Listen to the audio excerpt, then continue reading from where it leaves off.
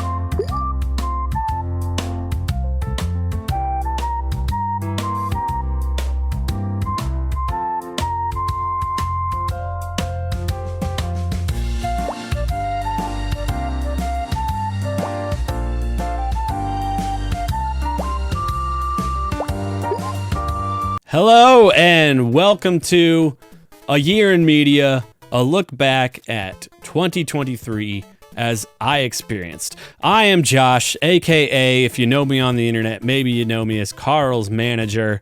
That's the YouTube page this is hosted on. Feel free to like or subscribe if anything preceding this interests you. This video is a one-sitting improvised review of every piece of media which I engaged with for the first time in 2023. Since it's my personal experience, that means there are a lot of titles that were released in 2023, especially in the world of video games. But there's also titles much older, especially in the world of movies and books that were just, this was the time for me to get to them. Those are on this list too. I like to hope I can help people discover a diamond, not necessarily in the rough, but something that's maybe tossed aside in our world of fast, flashy new content. Maybe you can go back and find something you can experience that you missed out on. Also, this entire video was recorded January 1st, 2024, in which I sat down with nothing but a list of titles I'd made, and I improvised a review for everything straight through in one sitting. What I like to think this brings to the experience is, instead of thinking in numbers and critical thoughts I've poured over and rewritten and edited, is the things that really stuck with me were easy to bring to the forefront and make apparent. This is something that impacted me and maybe it will impact you as well. Got rid of that sense of like, oh, we've got to apply a number and a scale and deem everything worthy of engaging with or consuming or not. Now let's move on to a sort of table of contents of the video to help you decide how you want to experience it or peruse it. The way the video was pieced together is I, in each of those mediums, wrote out a list of the titles I experienced in the order I experienced them. So we start with video games in the order I played them throughout 2023. Then we move on to movies as I viewed them through 2023. Then we moved on to television shows, which, as you guessed, are in order of how I viewed them throughout 2023. Finally ending with books. I'm sorry, nerds, you're cool, and I love you, but people don't have attention spans on YouTube, so the smart stuff goes at the end. If you would like to just let her rip and you're interested in anything I have to say on those mediums, keep letting it play. If you're just here because the algorithm recommended this based on something that you enjoy being listed in the description for the video, by all means go through the index or the links or whatever below and jump to the thing that most speaks to you. And if you say, wow, I'm down with the way this guy's approaching stuff, maybe you want to back up or maybe you want to jump around. Any way you want to deal with this is cool. I mostly made it for myself, so it doesn't matter to me. I just hope you enjoy any 30-second to 2-minute bit of it, and I'm happy. So we all get it? We're moving into video games. Pretty big year for video games 2023 was. I got to what I would say are about half of the titles that launched this year that seemed interesting and exciting to me. Definitely going to talk about those in this following section, but there's other things that I discovered for the first time that I just wanted to share some thoughts on, and let's go dive into it. All right, I'm going to start off hot. Elden Ring. I really tried to love you. I tried so hard. You just refused to love me back. and that's okay. It just does not love me back. But I learned a lot about myself playing it. So let's talk about the experience playing it first. And I didn't play it until January of 2023 because I waited for it to go on sale for the first time because I had a hunch it might not be for me. All right. So I dove in, eyes unclouded by anything FromSoft has made, and with open heart, open arms, I said, "Lands between, let's go. Show me what you got." And I got plopped down, and I was told nothing, except for there were messages everywhere. You know, if you played Elden Ring, it's I don't know if this is the official term, but I call it a strand type game where players can cross communicate between their playthroughs and worlds. So one of the first things you experience is not a tutorial of any kind. It's just other players' messages, and they're confusing. They don't make sense, and I just start dying. I start dying. And I gave it about 80 hours of my life. I'd say at about hour 30, it was sunk cost fallacy that kept me going. And I finally walked away. There's a video of me on the Camp Video Games Patreon. This is not like an ad. You don't have to go watch it. I'm going to tell you right now. Where I basically rage quit Elden Ring. What's down there? Do I go down there?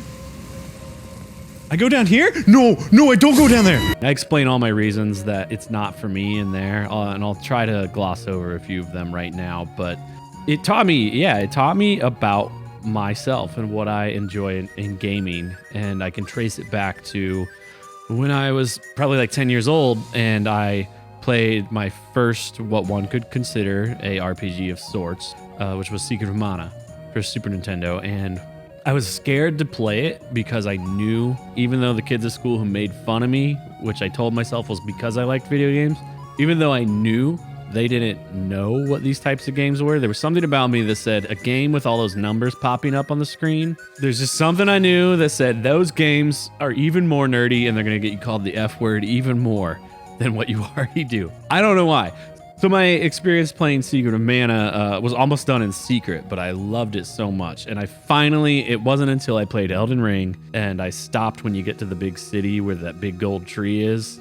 I don't know. I couldn't get into the lore either. The dichotomy between what Secret of Mana did for me as a kid and what this didn't do for me is setting difficulty level that makes me move through a game at a comfortable pace, because one of the things I realized I loved about Secret of Mana was I got to move through a story at my own pace and tempo, and especially as a kid, it was challenging without being punishing. There are people who love it, and I understand its beauty. I understand the fun of it. I love some of those giant freaks that I was able to get down. There were some that I got to celebrate the triumph of getting down. It didn't seem balanced in any way. It didn't seem paced in any way that made sense to me. There's I forget the names of things. The boss you fight in the big desert, when I'd look online about it, people were like, "How did you beat this guy?" And I had somehow spec'd myself that he was super easy. I was like, what are these people talking about? And I had no trouble. I think I beat him on the first try. Then other things, I'm just dying. It's like, I don't know what I'm missing. And that's kind of, I guess, the underlying theme of my experience with the game. I just don't understand what I'm missing, and I gave it 70 hours, and I still don't understand. So if you love Elden Ring, good for you. Not for me. Ow! Don't bite me. Final Fantasy Pixel Remaster Collection, as it was released for console in early of last year. The Final Fantasy Pixel Remaster was a really fun way to experience the series. What I did is I divided up into discs. So I would feel out as I played each one. Where did it feel like a act break was, a big moment, where if it was on a disc-based system, it would say, now insert disc 2. And when I got there, I'd move to the next game. And I played them just piecemeal in between other things that I was doing. I didn't just plow through the whole thing. I really made a giant meal out of it over the year. The new musical arrangements, I listened to some of them, with like really fancy headphones or on my big stereo system that I played games on. There were a few of them that like stopped me in my tracks. I was like, wow, yeah, dude, this is how you were supposed to experience this song. Even though it's like music I've been listening to for 25 or more years. But there's this weird thing, this choice they made, I think in the name of authenticity of Pixel Remaster, where they, I think, like limited themselves to like a PlayStation era like chipset. So you can like hear one, like that they're sampled instruments, and two, like little bits of distortion that feel unnecessary in this. But breaking the games up that way, it was actually my first time playing Final Fantasy 1, 2, and 3 all the way through because I'm a poser. And I got to see what each one built on in the series to get to the masterpieces. I'm laying it down right here. That's true of Final Fantasy 6 and 7 being the best. So Final Fantasy 1, you see the mechanics of Dungeons and Dragons evolving into a sort of accessible form that fit video games. Final Fantasy 2, you start seeing the narrative come together where you start out the game with actual named characters who have just lost their kingdom to the Empire. So you're like runaways, and it's really interesting for a game in what, 1980? I want to say 89. I don't know. Quote me on that. Final Fantasy 3, we play with the job system. We lose, I think, a lot of the narrative. Final Fantasy 4 is when they all start. Yeah, everything's really cooking. Everything's meshing there. We get the narrative. It's a little more grown up, and I got to actually Christmas of 2022. I replayed the original SNES version. So that was where I could really feel all the quality of life changes that happened in the Pixel remaster that were good, which includes boost mode. This is the first time a turn-based RPG like re-release or remaster like this has, I think, found a way to navigate boosting the speed of your playthrough without like killing your experience of the narrative by making it too easy. Because in the past, often they've had like a God mode where it's like you hit this button and it's boom, you're in God mode. You can't be killed. And in this, the 4X and experience, Gil, etc., was a really nice way to do it because you could go into a dungeon, do enough random battles that you could fill your bestiary if that's how you want to play, or you just get a vibe for the atmosphere. But you don't have to do it until you're bored. You can turn off encounters once you've gotten enough experience to keep yourself at pace with the game. That was brilliant. Whoever thought of that, A+. But anyway, back to what each one was bringing to the table. So 5 refines the job system better than 3, but it loses a bit of the narrative. And then 6 is just everything is hitting on all cylinders. I don't know how they did that. That game is incredible. But a few just odd things, like I got it for the Switch, and I know the Switch is basically, it's not even as good as like probably like an iPhone 8 or whatever. But it seems with these games being entirely pixel-based, you know, there's not a whole lot going on under the hood. There's like a lot of frame dropping that's like little frustrations here and there, but they did fine. It's fine. Go get it if you have. All right. And then came my game of the year, my game of the decade thus far, a top 5 experience of gaming in my life, The Legend of Zelda, Tears of the Kingdom. Where do I even start here? Jeez. Wow. So this is like this one's like a little hard almost to talk about. I suffered like a weird medical thing that was like very dangerous and very like just rare in May that required me to be pretty sedentary for at least a month after it happened. And it happened, I think literally the weekend Tears of the Kingdom came out. So it was just me in that game. I bought a OLED Switch so that I could sit in my recovery chair on my porch and not miss out on summer and still play Tears of the Kingdom.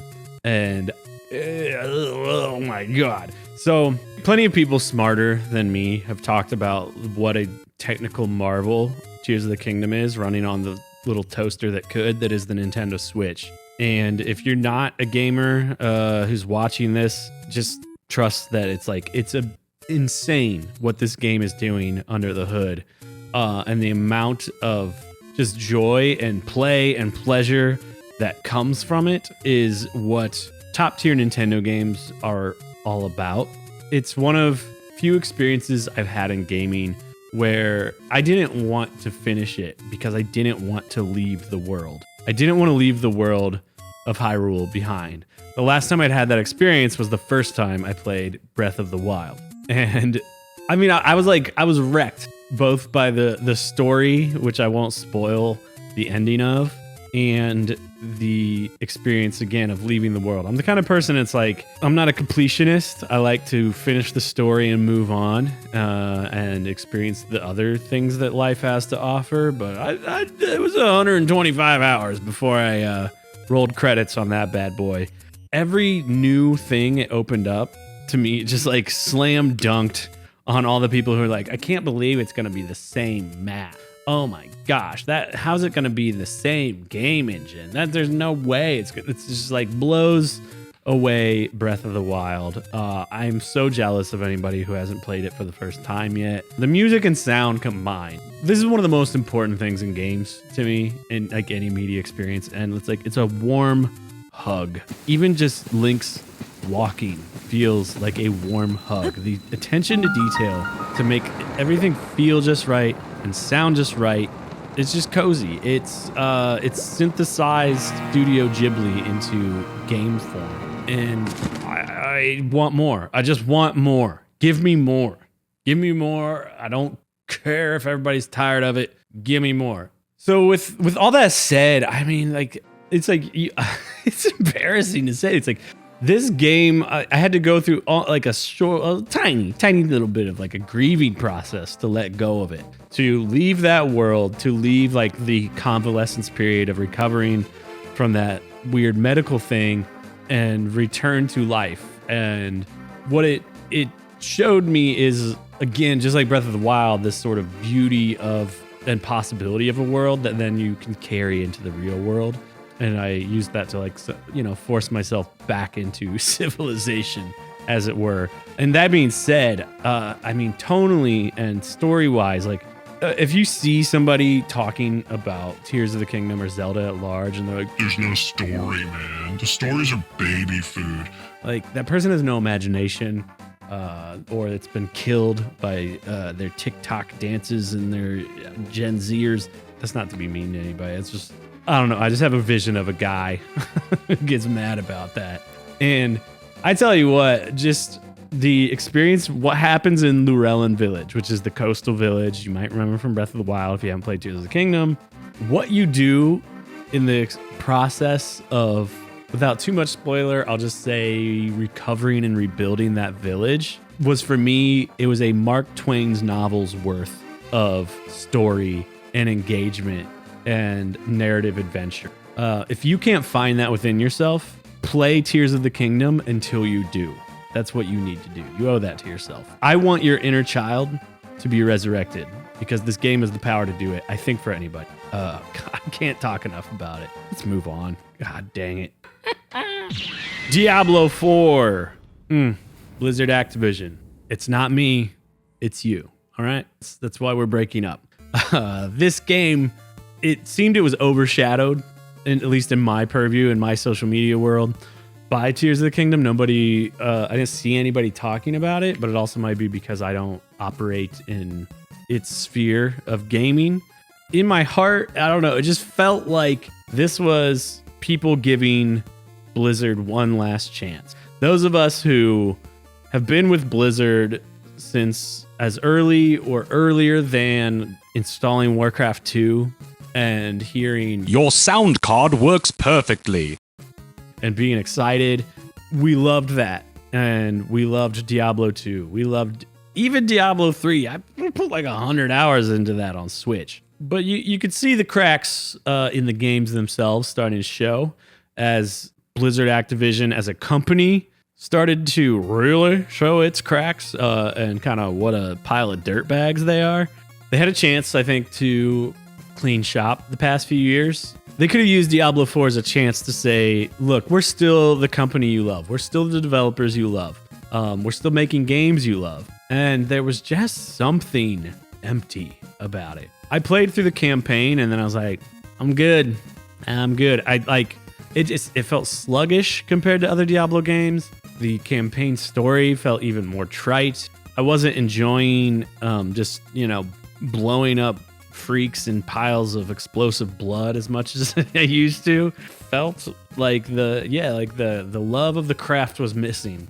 Aside from that, to get more granular about it, it seemed to be more chasing ideas and chasing innovation than doing it. Case in point, why does Diablo need to be open world? They could have given me another 4-act, 5-act, with 4 or 5 areas again, like they've done in the past 2 games. I would have been chill with that. Instead, they tried to go open world, and it adds nothing except for a convolution of navigation.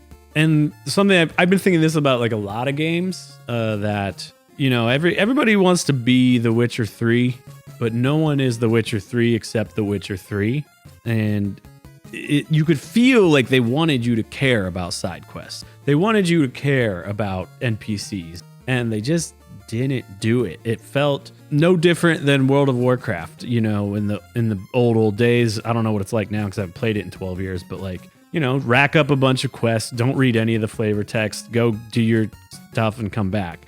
Whereas what people love about The Witcher 3 is how much a side quest can become this tunnel of its own story, its own adventure. And it felt like they wanted that, and it just didn't happen. And that's mostly just the case in point of why the game doesn't work. So that being said, I told myself Diablo 3 was kind of a mess on launch. So I went back and I captured footage for this, knowing I would talk about the game. I thought, we're 2 or 3 seasons in at the end of December 2023. I'll give it another shot. And maybe they've cleaned some stuff up. And this was really the nail in the coffin for me, that I'm like, I don't think I ever need to play another Blizzard Activision game ever again. I logged in and they're like, oh, you got to start a new season character if you want to do the new stuff. I'm like, okay, whatever. That's fine. And just stuff is just popping up. And I'm just like, I don't care. There's some wall that exists between you and the world that when you try to engage with the season content, basically everything felt like a funnel to buying Battle Pass. Everything I poked at felt like a convolution. It's almost like a shell game that these games play, where they put so many systems and numbers in that they want to exhaust you with them. So you just say, whatever, just buy the Battle Pass. And everything just felt like it was pointing me to buy the Battle Pass menu. And then I looked through, what does Battle Pass give you? And it's like a new bridle for your horse you've never ridden. A new transmogrified version of a weapon you've never used and don't care about. It's like, who's buying this? Yeah, Blizzard Activision, you're dead to me. Get out of here. Next. Look, I'm a Final Fantasy fanboy. Whatever, I'll admit that. Final Fantasy 16. Everybody just calm down. It's not great, okay? Calm down. It's fun. It has fun moments, but it's not great. It looks beautiful. You played it in the performance 60 FPS mode, and I was like, this is one of the most stunning things I've ever seen on a console. I enjoyed that. I enjoyed the battle system. I've never played Devil May Cry. It was designed by the designer of those games. It felt like a good, healthy evolution of Final Fantasy XIV, marrying a little bit of Final Fantasy VII Remake, which I think is better than 16's battle system. It felt fast. It felt smooth. I had a lot of fun with the battle system. A lot of good things to say about the battle system. Where it really, really shines are the icon battles. These giant shonen anime kaiju style battles. The dumber they got, the more I just sat here just hooting and hollering. When you go and, spoiler alert, jump ahead 30 seconds if you don't want anything.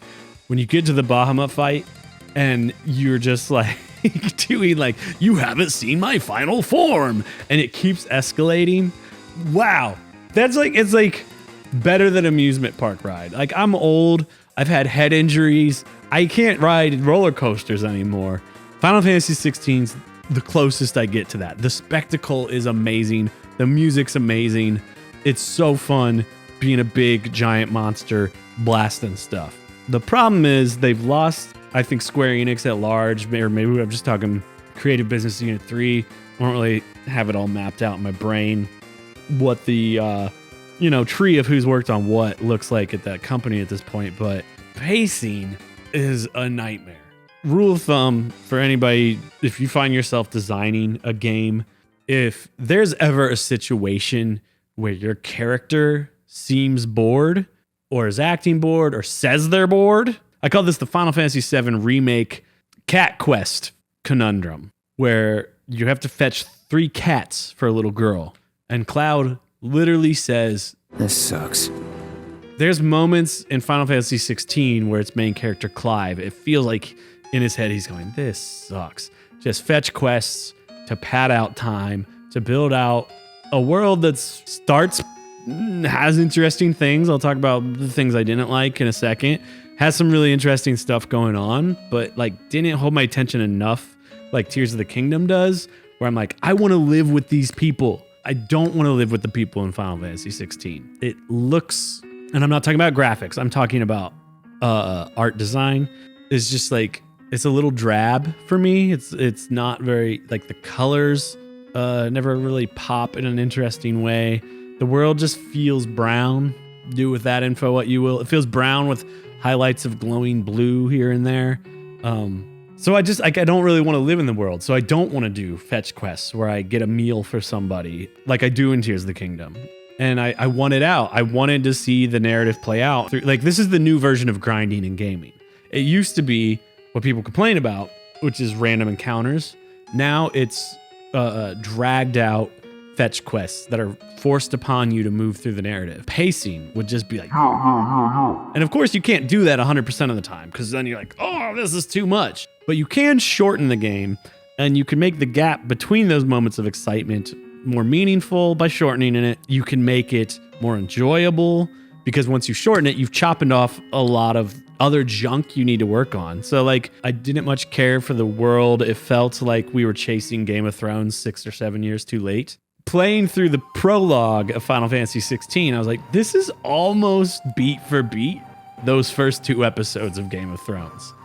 They really wanted to rope the Western audience in with that. And because games take too long to develop, it was, like I said, 7 years too late. And it felt trite. It felt already done. But the voice cast does an amazing job selling what they're working with. They're scripting, focusing on English over Japanese, I think helped a lot in their performances and in what they had to offer. Clive and Sid especially, who, one more time, spoiler, jump ahead 15 seconds, gets killed off a third of the way in the game and then we do a time skip.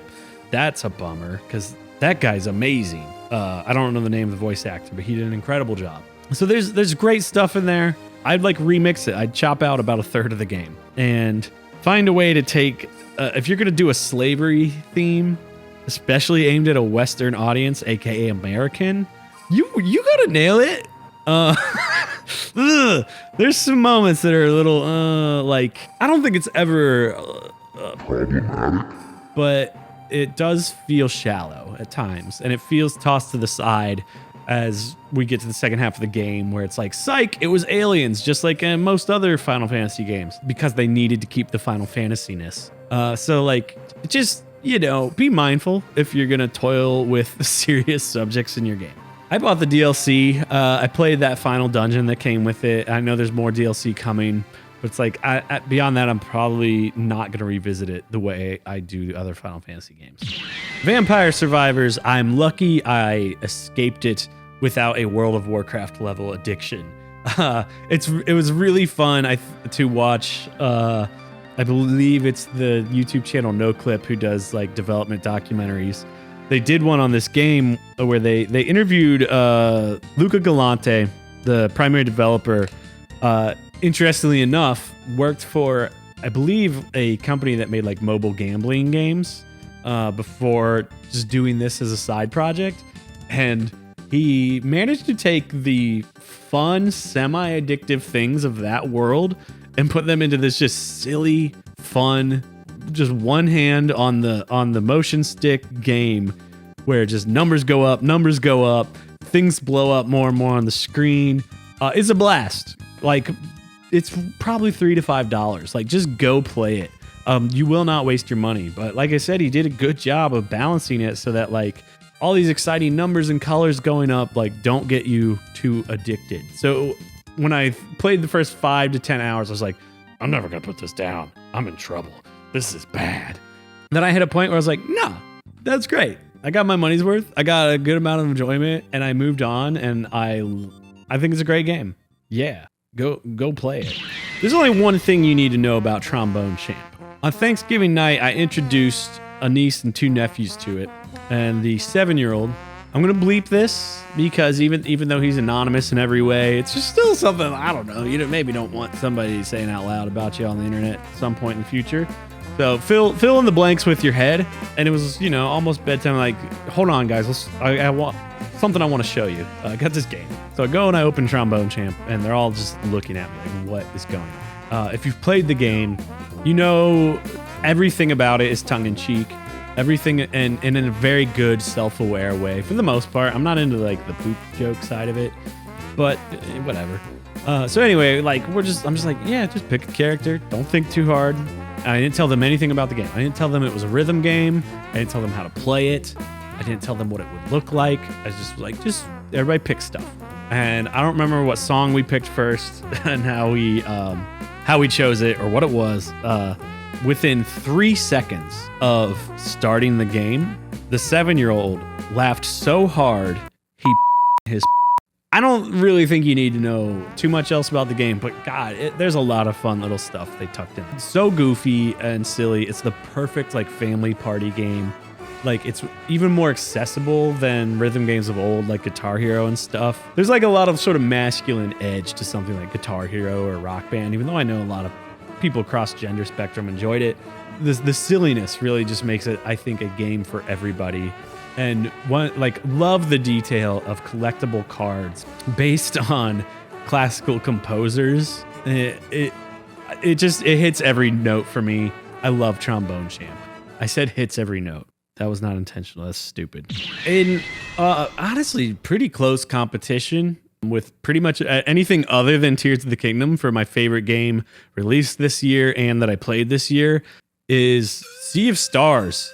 I think I got funneled into the right algorithm to have it advertised at me. They knew somewhere in the world, somebody knew this guy loves Chrono Trigger. This guy loved Mario RPG. And I got fed the hype for the game as it was coming out. And boy, howdy, did these guys understand the assignment. Ooh, they nailed it. It was the closest I've ever felt to experiencing playing Chrono Trigger for the first time again as that game experience. The art is beautiful. You could tell they meticulously studied the game's influences because there will be a little critique, but 90% of it improves on any critique you could have had of past games. Most notably, you'll find that every single battle is designed to keep you mentally engaged, to challenge your understanding of the battle system they've developed and the complexity of its simplicity. If you've played the game, I hope that makes sense. And if not, go play it and find out. I was just hooked right away. The only negative critique I have, and I think other people will probably say the same thing, is what's great about Chrono Trigger is Chrono is a silent protagonist in a way that encourages you to project yourself onto it as this is my fantasy of being a hero. And it works so well. I mean, I remember as a 11-year-old or whatever, when I played Chrono Trigger, imagining what if I were Chrono, or you know what I'm saying? And in this game, the two main characters, I don't remember their names, Valere and Zal something. That alone should tell you where my critique's going here.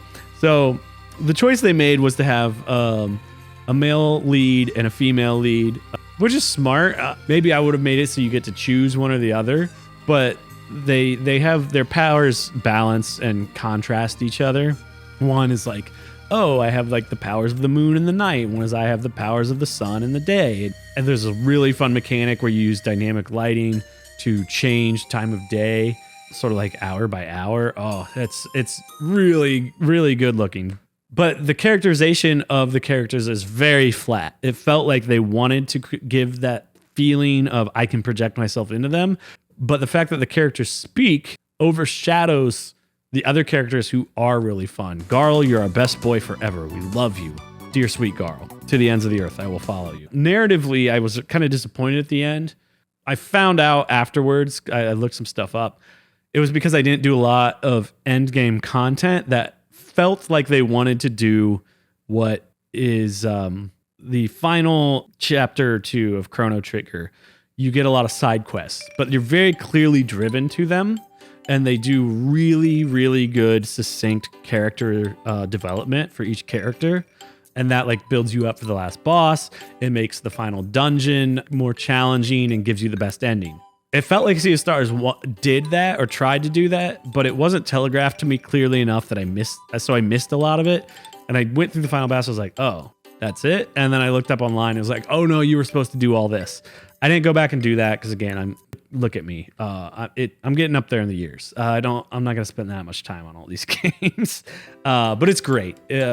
Fantastic game. I really can't like thank the developers enough for like giving me that experience and something that's like, oh, if I want to bring, somebody a younger family member in to turn-based RPGs, pixel art based games in a way that I think they'll enjoy, that feels modern, A+. All right, my cat is back just in time for me to talk about Yakuza 0. So let me just say up front that I'm only, I think, about 5 hours into this game. I've just played the first chapter where you play as Majima, I think secondary like protagonist of the game. This is my first Yakuza game. This is another thing. It's part of why I got whatever, PlayStation's Game Pass type thing is. I just hear about Yakuza games all over the place. Never tried it, but I hear a lot. I hear a lot of good things. I literally like, I felt it, not that I was actively spending this time on it, but it was like over the course of a couple weeks, kept having to like poke around on the internet. Like, where do you start Yakuza? Finally, I settled on Yakuza 0. It's starting to grow on me.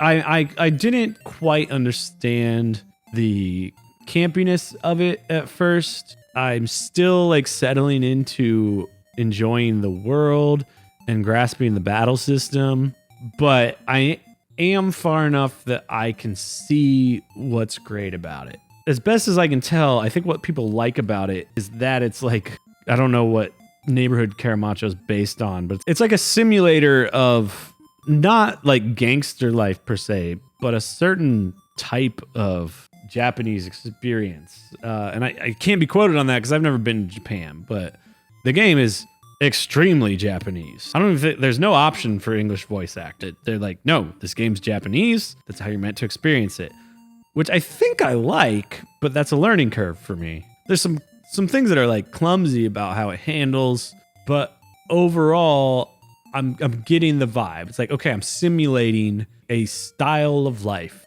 in a type of Japanese neighborhood. And when Majima was introduced in his chapter, that was kind of when I was starting to like be like, okay, all right, I'm in.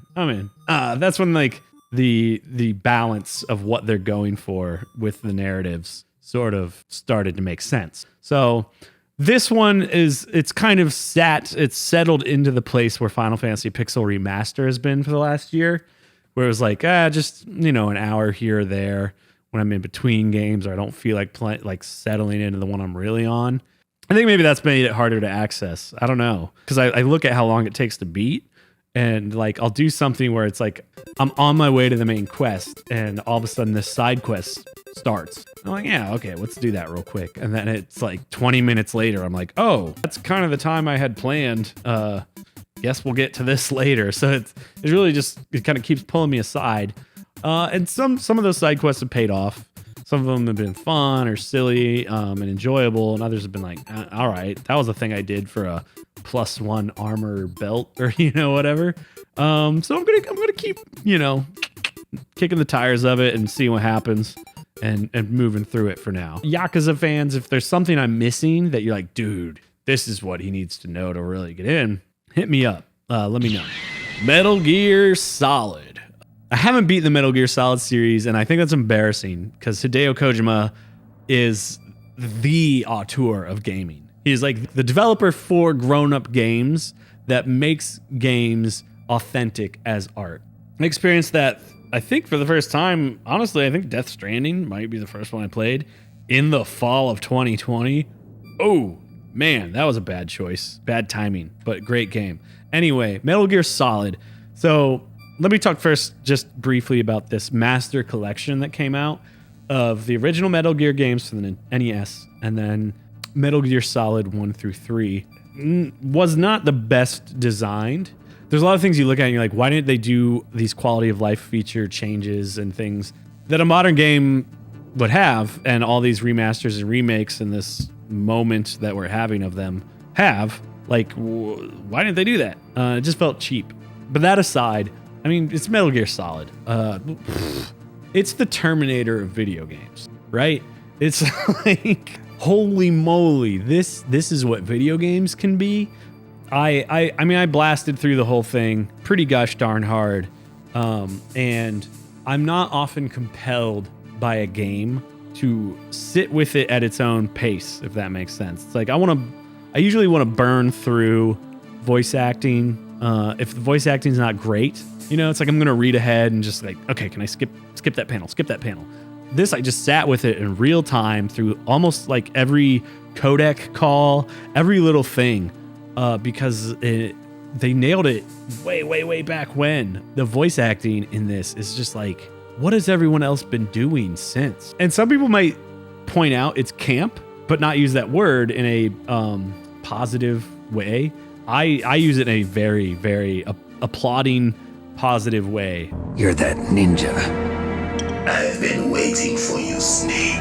Hideo Kojima's use of camp through the performance is so much of the like critique and satire that's being stated of the overall theme around the danger of what he thought was happening with genetic research at the time, and the link between atomic war and how it had devastated his home country, and using this camp performance of an action film of a video game sells that satire and that critique so well that I'm just blown away that in 1998 this Japanese developer was able to coordinate a project where American, or I don't know if they were all American, English voice actors were able to capture in their performance so well what he was saying in a medium that no one treated seriously yet, is just like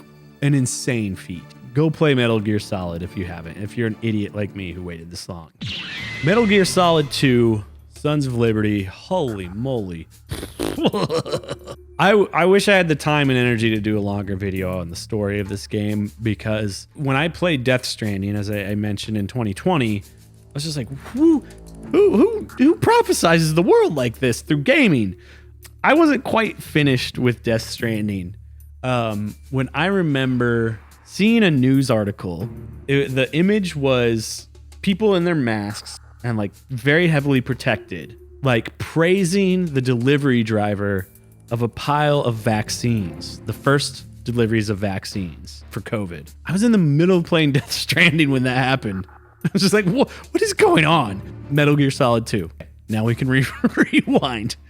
So that foundation being laid, playing Metal Gear Solid 2 and seeing again the prophet that Hideo Kojima is in the way he assessed what's going to happen to information and how it's going to be weaponized in the 21st century, so far back in the PlayStation 2 era, before social media was beyond Friendster, I think. We had blogs and Friendster at the time, maybe MySpace, but nobody was using it yet. He said everything that has happened here in the year of our Lord 2024 about that has made the internet terrible. And we are told over and over again, like, this is the new war zone, the information war. He told us, he warned us. And that's just like one tiny part of the game. That's just like, oh, by the way, here's all this, like in the last quarter of the game. The head fake at the beginning where you play this first short mission as Solid Snake, the action hero you've grown to love from Metal Gear. And then pulling the rug of like, actually, you're not the bad action hero in this like post 9/11 world. You're actually this scared young gun who's trying to fake his way by being confident that he's done all this training is unreal. God, Hideo Kojima, like take all my money forever for anything you want to make. I'll buy it. I'll engage with it on every level you want me to engage with it. You win video game development. Suika Game. I'm working on pronunciation. Suika. Correct me if I'm wrong, and you know. AKA the fruit game. Let's be real. If you have a partner who doesn't play video games, this was their game of the year, right? Come on. This game is perfect. Like on accident. From what I understand, it started as like some add-on for like a hardware projector, just like, oh, here's a fun thing they can play with. It was ported over to console towards the end of 2023. I downloaded it because it was like trending, saw a few people talking about it, and as soon as I popped it on and you hear that music that I've now heard on loop for hours in my house, and you get your first fruits to merge, you go, oh yeah, this is the good stuff. And the colors are just so perfect. Those emoji type faces on the fruits are so inviting, so comforting, so welcoming. All that's great. And then all of a sudden, you start paying attention to how delicate the physics are. And you're like, whoa, there's like some depth here. And then as you're noticing it, you don't really know how to game it yet, but you have like your first sort of like something in the basket shifts big time, and a lot of things tumble around, and you make this huge leap to where you wanted to go. And you're like, what? So from that first time that happens onward, like you understand this game has like, it's a mastery of tension and release. I've literally sat and watched my girlfriend play it, like eyes wide open and just like, what's going to happen next? And it's just dropping fruit in a basket. That's it. Like, this is another one. It's like $3. Like just go download it on your Switch. Totally worth it. Even if you just play with it for 20 minutes, it's really great. Like in my top 5 of the year, maybe. It might beat out Final Fantasy 16. Screw it. Just yell at me in the comments. I don't care. Suika Game forever. So I've played what I would consider the introductory portion of Super Mario Wonder no less than 4 times at this point, because I blew through the game in a week when it came out. Because it's 2D Mario, what are you going to do? You're going to play the crap out of it, right? So I blew through it on my own. I did it pretty much in a weekend, and I loved it. It was like, it felt like renting a fantastic game when you were a kid. Like it brought that feeling back for some reason. There was just something about the fact that it was, for me, is like, I can't prove it because Mario 35 servers are no longer live, but I contend I am among the better Mario players in the world. I got first place a lot. But anyway, I'm pretty good at Mario. So I blew through all the levels so fast, but throughout I was just like, oh my gosh, these guys were like having such a great time studying the best Mario Maker levels, the best of Celeste. They've been studying the best of platformers since New Super Mario Brothers came out, which was kind of like whatever. And they implemented it really elegantly in a way that's accessible to all audiences. And there's still a little something for people like me who blow through all the levels in 10 hours or whatever it was. Each special world had something that felt like, you know, close to an extreme difficulty Mario Maker level in a fair way, because Mario Maker levels, sometimes people can make them, they're like a little too difficult, or they're like Kaizo style, which for people who don't know, it's like, that's like kind of like pixel perfect master level design of, you know, if you miss anything, you're dead. They did a really good job balancing that there were a couple levels that slowed me down for 10 minutes, and getting to play it online on opening weekend with other people who are experiencing it for the first time, I think is what gave me some of that like new rental game excitement that I haven't had since I was a kid. I immediately turned on the online mode. I think lots of people might find it annoying. I had an absolute blast with it. The puzzle levels would have been impossible without people spamming emojis at me a couple times of like, this is the pixel where you have to find the puzzle key. Like those levels would have been miserable solo.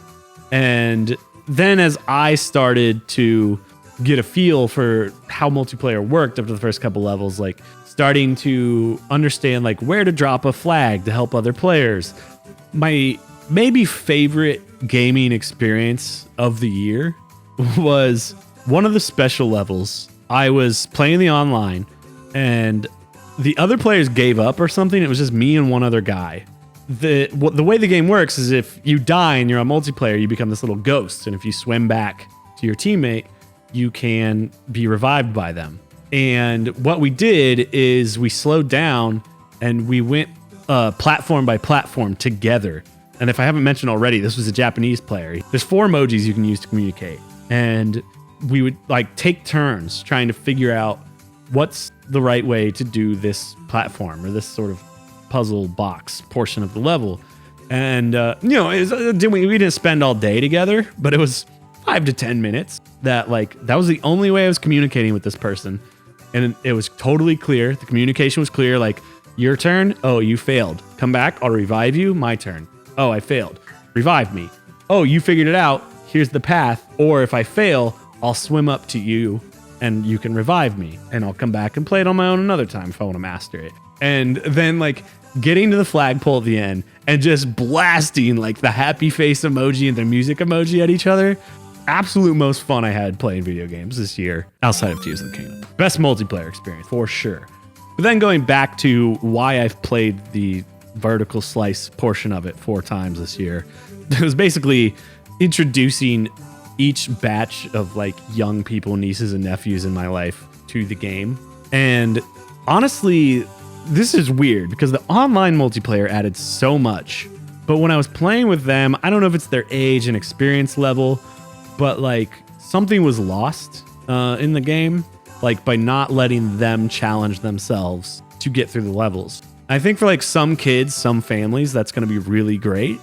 And for others, maybe not so much. And for all I know, all these kids that I played it with, they were all I love it. I want to buy it. I'm a very good promoter, Nintendo. Please pay me money.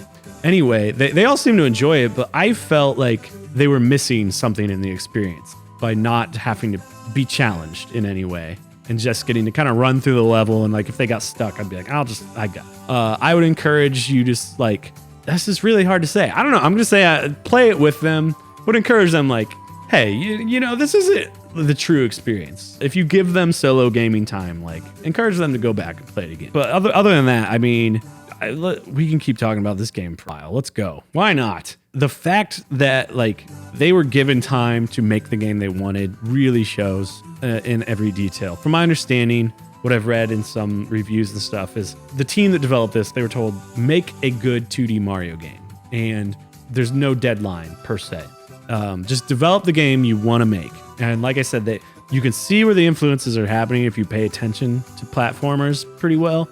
And how they pulled them in. I've seen people complain there's these break time levels, and I loved them. I was this is great. This is taking the musical levels that people make in Mario Maker, or this is the automated visual spectacle levels people do in Mario Maker. It was taking stuff people had done with Mario Maker and putting that top tier Nintendo polish on it. I think was a really good idea. I keep mentioning the wonder effects and not really talking about them. I really don't know how I feel about it. I'm impressed that you get through the first couple hours of the game. You're there's no way they're going to keep this up. And lo and behold, each one feels pretty fresh when you get to it. There's nothing's repeated absolute value. You've already seen this wonder effect, you know? Some of the early ones are they're a little more gimmicky. They're a little more just visual spectacle. But they each introduce something new. Something I've done this year is I've learned to game through the eyes of children, I think. One, it's very valuable to me as somebody, I care very much for whatever reason about there being good media for kids in the world. There's a lot of garbage, a lot. And now there's a lot of, you know, again, through nieces and nephews, etc. There's a lot of kids in my life I care about. People aren't trying hard enough for them. And that's really disappointing. But a game like Mario Wonder doing that and bringing it back to square one with the Wonder Seeds and that every experience they have in every level is like, oh my gosh, it feels new. Is like, wow, somebody cares about what they're making for you. And that's, I think, really important.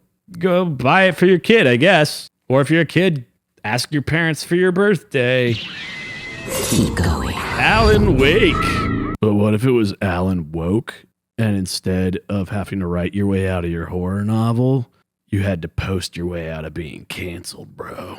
Seriously, so I went back and I played Alan Wake because I always thought it looked stupid from what little I'd heard about it. But Alan Wake 2 came out at the end of October, and I was seeing a lot of hype, and people seemed to be enjoying it, and they were talking about Alan Wake 2 as in, like, this is doing something really interesting. And I still haven't played it, so I don't know. But I was like, well, I feel like I should play the first one. This feels like one of those games you're supposed to play in order. So I went ahead and I played Alan Wake. And this is actually what I really loved about it, is that it's just 6 chapters, and I was really in need of a short narrative game at that point after, 30 hours of Sea of Stars, 50 hours of Final Fantasy XVI, 40 hours of Diablo IV, 120 hours of Tears of the Kingdom. It was just like, I need something that I move through. I think of it as like, you can play like episodes of like Law and Order almost. The way the chapters are structured, they're each about 45 minutes to an hour. I was like, that's great. So I could just play one chapter a night. And I think that's a really great way to like design games for grown-ups that you want to pull away from, like, hey, you guys who just love, devouring sludgy content of like, oh, my 48-minute dramas that I watch every week. And like, they just don't really sit with you. This is a good way to pace games for that audience to get them into gaming. And then on top of that, Alan Wake, it's an interesting narrative told in a stupid way, but like on purpose for fun. It's not quite as self-aware as Trombone Game that I talked about earlier, but like every time I found myself saying like, this game's dumb, it wasn't with that tone. I was like, this game is so dumb and I love it. It's dumb. Like it's really stupid. But like, I really looked forward to coming back to it each night as I was playing through it chapter by chapter. The battle system is kind of like, whatever. I'm sure I could have made it way more challenging. I'm going to admit something here. These like really narrative focused games, I do not reckon with the like challenge of the game loop itself a lot, or like the mechanics of them. So this game is probably balanced pretty well on like normal or hard mode to be a little more like something like The Last of Us, where you feel the tension of resource allocation and the lack thereof. But I played it on super easy because I wanted to blast through it quickly and just enjoy the narrative. So yeah, that part didn't do much for me. It was just gonna like follow the path, shine a light, take down their shield, pow, pow, pow, move through the freaks and enjoy yourself. And that was enough for me. I had fun. I played it on like the Game Pass thing of PlayStation has, whatever that's called. So I didn't pay for it past my monthly subscription, but I wouldn't have minded if I'd paid $40. I would have had fun. So I'm going to play Alan Wake 2. All right. Star Ocean Second Story R, which I assume stands for Remastered, remake. I remember owning this game for the original PlayStation. I remember playing it, and I remember loving the depth of the crafting system. But I don't remember anything about the story. I don't think I beat it. I don't remember if I ever made it past the first disc. There was just like a lot of stuff that was new here. But so I bought it right when it came out because I knew, I was like, I remember really digging some stuff about that game. And what's done with this remaster, it's all really good. The graphics are brilliant. Like, bottom line, what I hope is happening with this game is that it was a practice draft for doing Xenogears in the exact same style. You hear me? You hear me, Square Enix? If that's not what this was, get on it. Because all the quality of life stuff, the graphics, fantastic. Voice acting, I wish they had redone. I think they kept a old early 2000s voice performance for the English. And I switch it to Japanese as soon as possible if you play this game. It's not good. What are you doing this for? Are you trying to destroy the whole planet? 強制転送だなんて、なんて無茶なことを。他の人が巻き込 I always want to just acknowledge, I know people do their best. I'm sure the performers did their best with the text they had, but it's just not good. The tone is all off. And honestly, throughout the game, the tone can be a little weird. It can be a little, again, this is all shooting from the hip. It's like, is Yandir the style of anime where it's like, okay, I'm just like this hapless teen boy and all the girls are in love with me for some reason. That doesn't really do it for me. The narrative overall is not a lot of fun, but man, this game is won and lost in the menuing. I probably spent 33% of my time in the menus of the game trying to optimize my skills, my skill development. And then like when you get into a battle, they go quick. It's all about like, how optimized are you? And then all of a sudden you're dead or you win. There's a little bit of skill to it, but not a lot. Yeah, I think this one is like, if I'm going to recommend stuff, I'm going to say like, only if you loved the original or you are a lover of turn-based RPGs. If you appreciate design in general, I think there is a lot of interesting stuff going on. There's a lot of stuff that was new to me the first time I played the game. Like the stealing system's really interesting. The private action system's interesting. The battle system, even though it moves a little too fast and crazy, is interesting. It's worth your while if any of those sound like you. That's Star Ocean's second story R. Finally, I ended the year right around, honestly, it might have been Christmas night that I beat the game. Super Mario RPG, the remaster. So this game, there's a lot of the I think what I said about Sea of Stars that's going to overlap with this, that if you have like young people in your life and you want to get them into games you loved or a style of game you loved, this is an excellent project. It takes anything that, you know, sometimes I'll show like a nephew a Super Nintendo era or Nintendo era game I love, and they'll be like, dude, what's with those graphics? And that's like their only hang up. And Mario RPG is a game that's ripe for a modern audience. That like it's aged so well. The story is just enough to like keep a Mario fan invested in a fantasy narrative a la a JRPG. The battle system is just deep enough for the same audience. It did the job that Squaresoft was hired to do for Nintendo when making it really, really well. And that holds up in the remake really, really well. The art direction for how they brought the graphics into 2023 was perfect. Like, there's no complaints. That being said, was I pining for this? Not really. But like, did I buy it the day it came out? Yeah. I don't know that I needed to replay the game, other than as somebody who likes to think about, as I'm getting older, more like young people in my family and in my life. It's fun to think about how will they experience these? What is good about content for them? And this game, it is A pluses across the board for something that I think is really valuable to your 10 to 13-year-old child if they've never experienced the game. If you loved it and you want them to experience the game, definitely get it. If you're a diehard JRPG fan of almost 30 years and you need a fresh experience, but you don't have $60 to spend, wait and see if it ever goes on sale. Probably not, but yeah, I don't know. It's like they did a good job.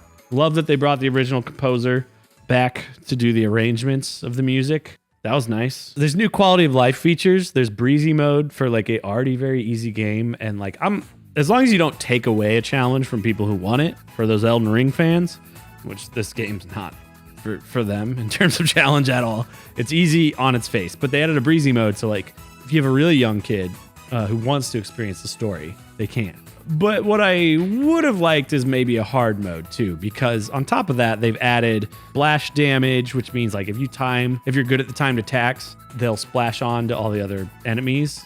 That makes the game a lot easier. You can time attacks and blocks a lot easier. There's like a little exclamation point that pops up.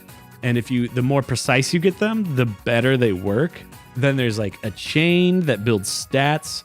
So if you're good at the timed attacks already, this game is even easier than it was when you were a kid. And then there's like this special attack where you build a gauge.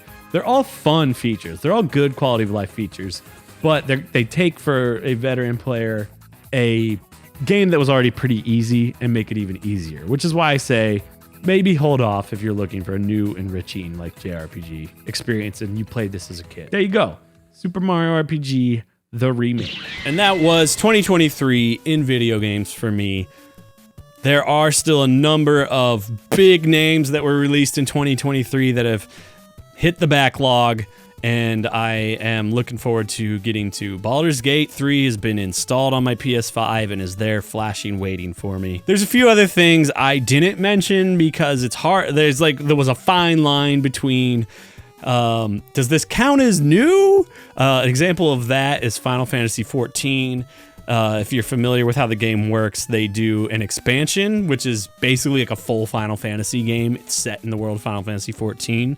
Those come out every few years, and then they release interim content, sort of chapters that you can go play at your own leisure between those expansions.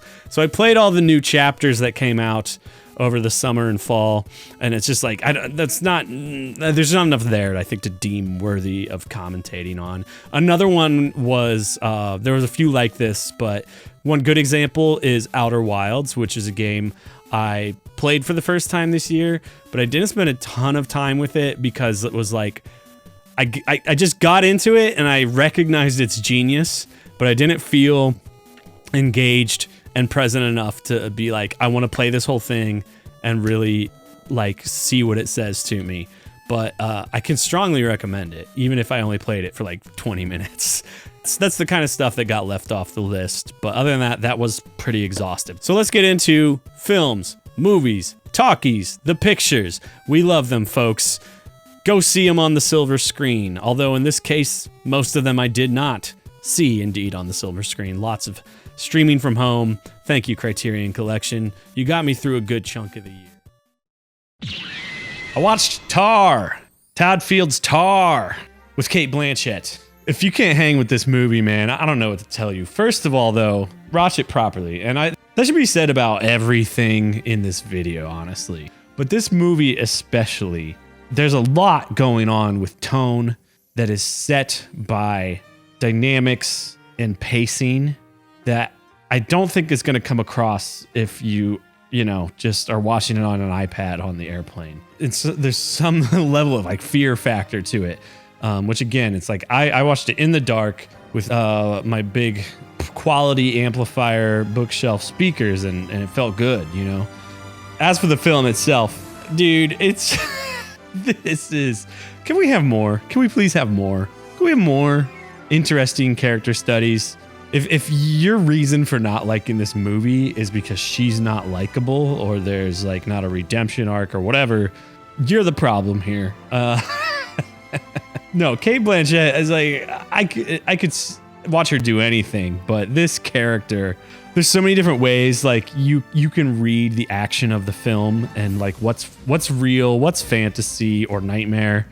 And there's ways to read the movie as a very in-your-face culture war critique, and I think that's a little wrong.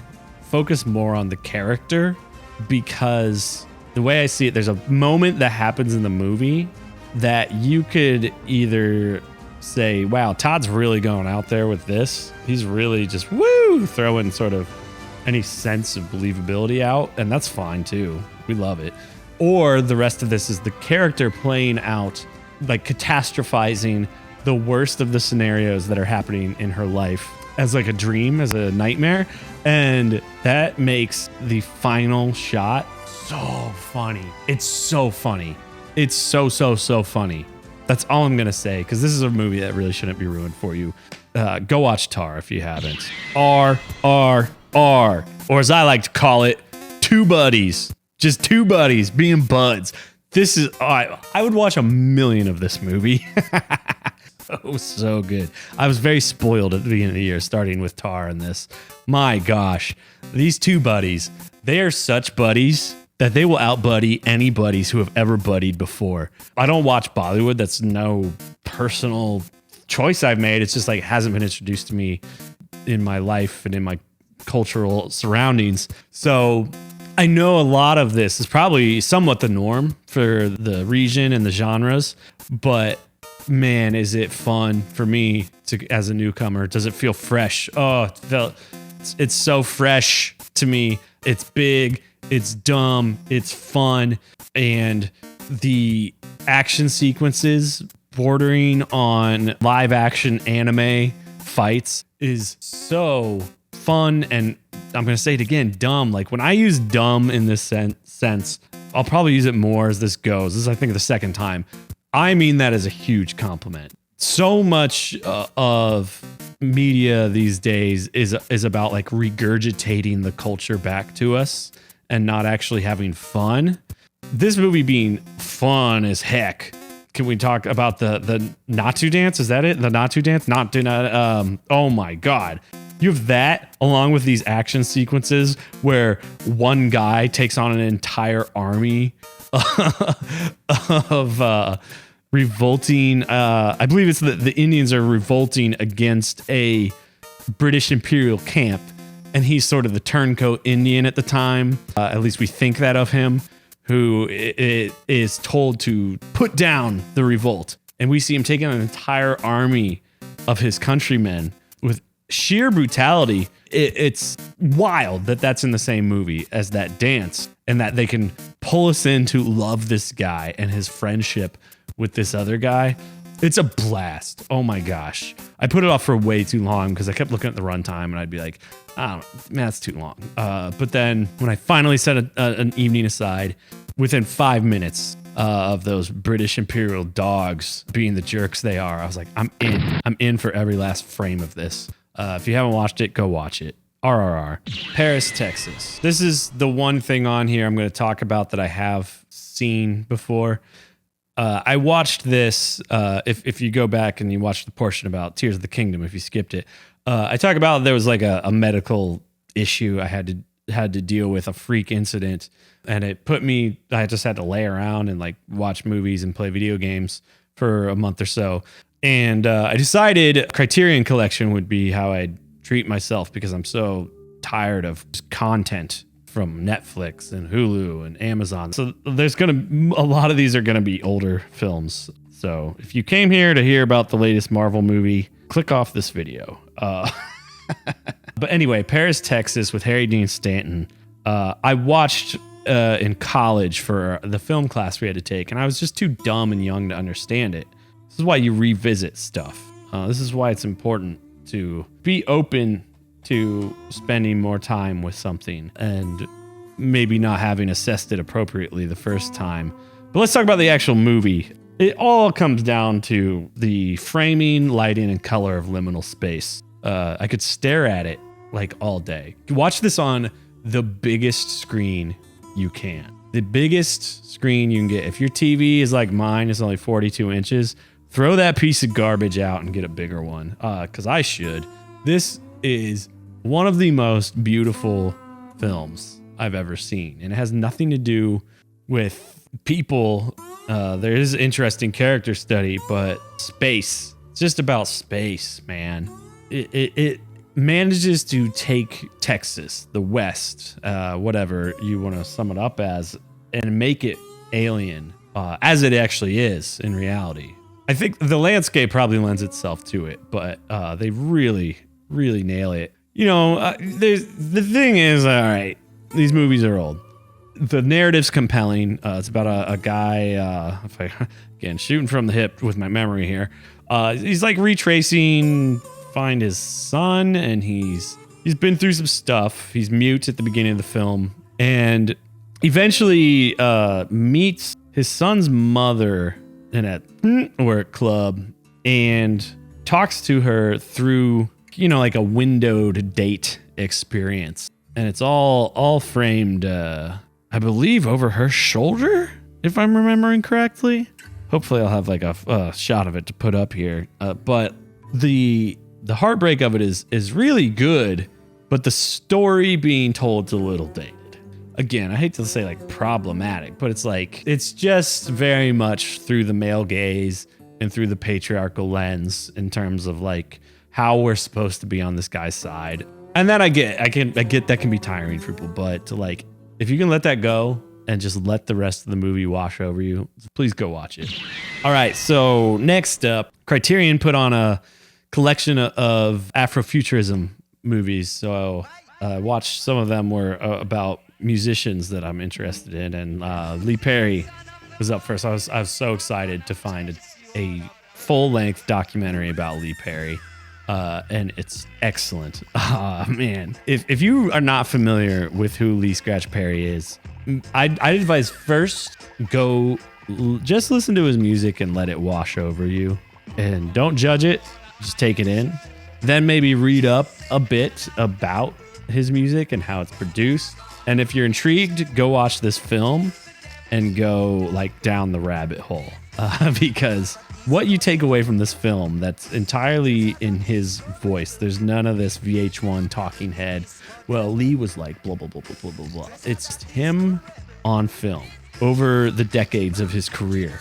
And what you gain from that is seeing that this man that our world, our culture would dub crazy, I think was just truly in touch with the other side. And the ways you get to see it expressed in the film are truly captivating. I was already, again, just excited to learn about somebody I've been a fan of for almost, I don't know, a couple decades. And then what I saw was just mind-bending. It's like this man he's reached a new tier of like, I don't know, prophet or something in my world. So that's that one. Wow. It's great. All right, next up, sticking with the Afrofuturism, Sun Ra's Space is the Place. Holy moly. Woo-hoo-hoo. What a ride. This whips. Again, an artist I was already familiar with. I didn't know anything about Sun Ra as a performer in, film or a writer in this regard. And I mean, smoke this one late at night. Smoke it down. Smoke it way down. Take it in. It puts a narrative to the theme of Sun Ra's work. This idea of Afrofuturism, of like a brighter world, a brighter dream that is almost sci-fi based for like the African diaspora, African Americans, black people in general. So what we see is him delivering that message, and he's trying to tell the youth, he's trying to tell the hustlers, this is the world that we dream of. He comes from outer space, traveling through the power of music, and wants to use that to bring black people to a higher level. It's just wild. And the production value being as rough as it is I think a feature, not a bug, by all means. It's a great time. Absolutely great ride. Check it out. Space is the place. Next up, Basic Instinct. I had a couple Paul Verhoeven flicks to catch up on that I've missed. And I remember I have this one I have to like sit with and think about the plot. Get it? Because Sharon Stone's naked in it. But in all seriousness, Paul Verhoeven is like needs to be protected and preserved as a satirist. And he manages to celebrate sexiness in film while still hitting the notes of satire that he wants to hit. But that being said, like that was my main takeaways. I think I was too induced by the contrast of what films are like now and how they handle sexuality, that like it was like a shock to take it in. Like, oh yeah, movies used to like show wider pictures of humanity beyond just like good guys in tights beat up bad aliens. So even though I don't like have a lot to say about like, oh, this was great and that was blah blah blah, I mean, I can definitely say like watch it. There's a reason people know it beyond the scene where Sharon Stone separates her legs. I just was too like taken aback by like having not seen something like this in like 15 to 20 years to really let it sink in. That's a Verhoeven flick that means it's worth watching. So go do it. Moving along on the Paul Verhoeven trail here. These are the only two I kind of needed to pick up on was Showgirls. Dude, you got to watch Showgirls. Again, it's lots of easy visual distraction that can pull you away from the bigger ideas that are happening. But this one I remember better. This one I was a little more tuned in. And I really love this movie. It's what that movie Promising Young Woman. It's like we didn't need that. We already had Showgirls. It's a beautiful revenge fantasy that I think gets panned as like a misunderstanding that the gratuitous sexuality is meant to be entirely titillating, which that's a part of it. It is a part of it. It's, I don't know, there's something in our culture that wants to completely clamp down on that. And Paul Verhoeven, he sort of says, why not both? Why not have a bit of titillation with all the satire, with all the commentary that we can say about the objectification of women's bodies and the fine line between the competitive nature of performing arts, dance, and like sex work. And it's done in Verhoeven camp that keeps it light enough that like you can cancel me for this, but like that the brutalist part of the film, it catches you a little off guard, but it quickly uses everything that's happened up to that point to turn around into a female heroine taking back her power story so that you don't have to dwell in this ugly portion of it too long. It works for me. Not everybody's me. I will say like legitimate content warnings, but if you can't handle this stuff, like just go in and roll with it. Don't just like put it on in the background with your boys and be like, oh, it's a movie with boobs in it. No, it's like it's a real movie. It's a real movie with some stuff to say. So watch it with that in mind, and I think it's worth it. Okay, so the next sort of phase I was in this year was a bit of a Tupac phase. We'll talk about the Tupac docu-series TV show in the next section, Dear Mama.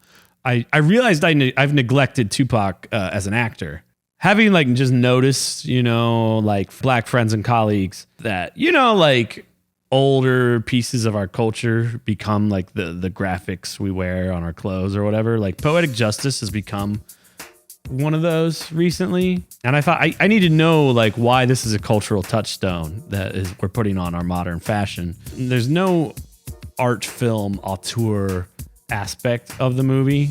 But again, you can't take your eyes off him when he's on screen. You have Janet Jackson in it.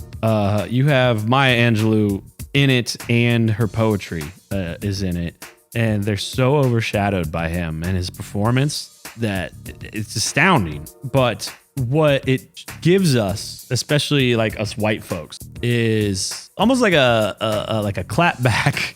It says we can tell our stories with similar beats to the way you tell your stories. They're going to look different.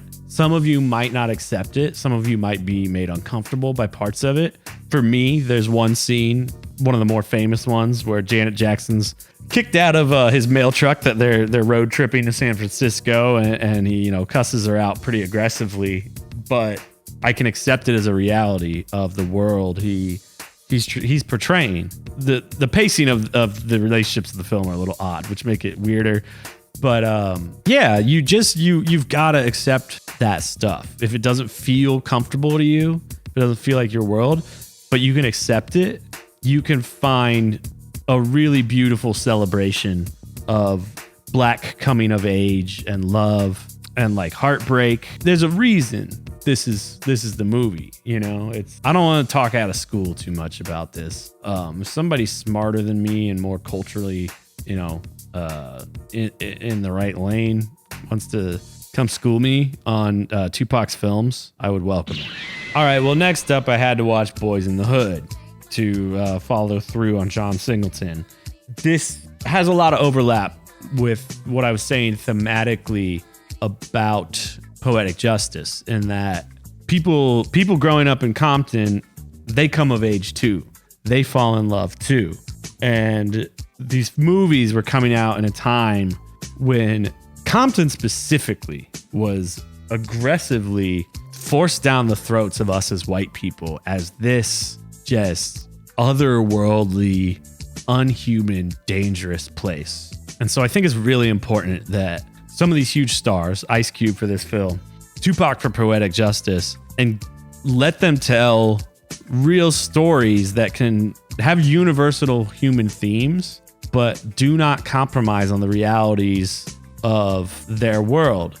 And what that does for us as like white people viewing it can help us see that the parts of their world that are dangerous, they don't like either. And that what we're being shown is dehumanizing to real lives that are being lived and real stories that are being played out. I would love to see more, the diversities of cultures that make up America. But I don't know if we have if the star power like Tupac exists anymore, or Ice Cube, who does family movies now. It's like, I don't know who fills those shoes. I'm not in tune enough with the culture, and I'm not really in tune with non-white culture other than like the rap and hip hop world myself to know like, who would be the best to tell Latino stories, et cetera, et cetera. But I'd love to see it.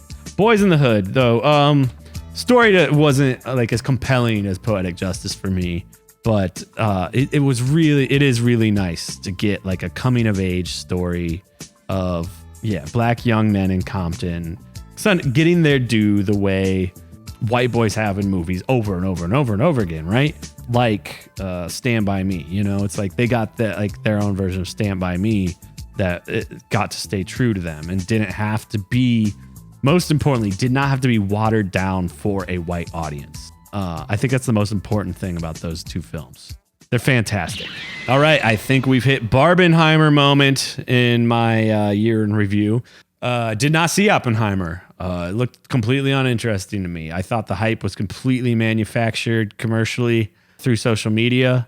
There's nothing about it interested me. I watch Christopher Nolan movies and they're usually all right, but we're more interested in talking about Barbie. Barbie is hard to reckon with. It is at the end of the day, it is a movie about a product, right?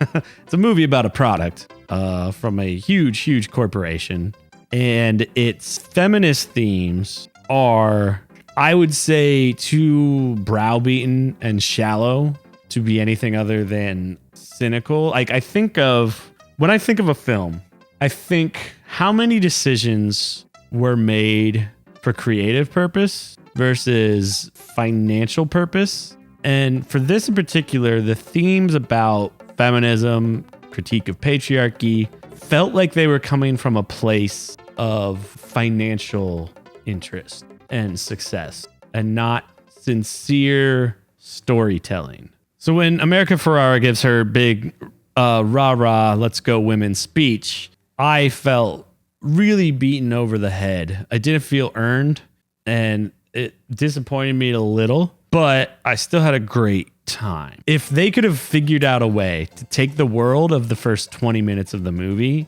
and use subtext to tell the stories about patriarchy and feminism, rather than hammering you on the head with it, it would have been phenomenal.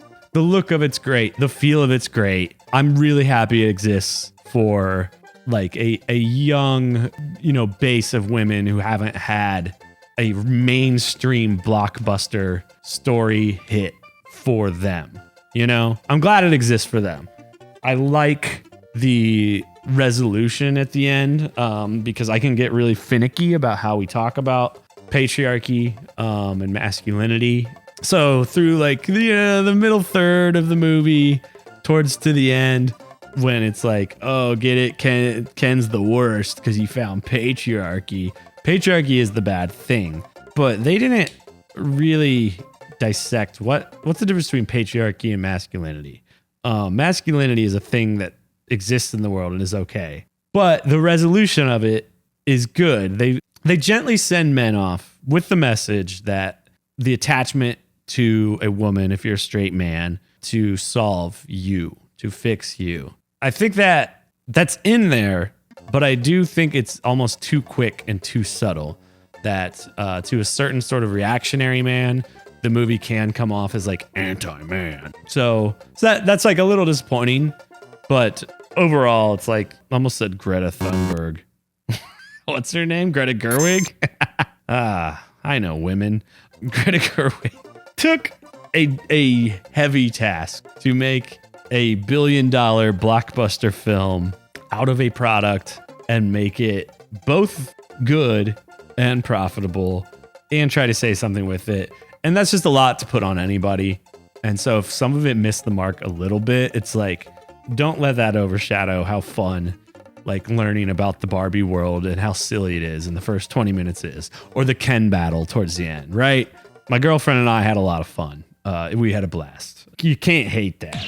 Dog Day Afternoon is 45 years ahead of its time. I'm trying to do the math. I'm trying to say Dog Day Afternoon is ahead of even where we're at now with films in terms of their ability to talk about issues of gender and love and like queer love. And Al Pacino, of all people, is the one who like nails it. This movie is wild, man. Wild.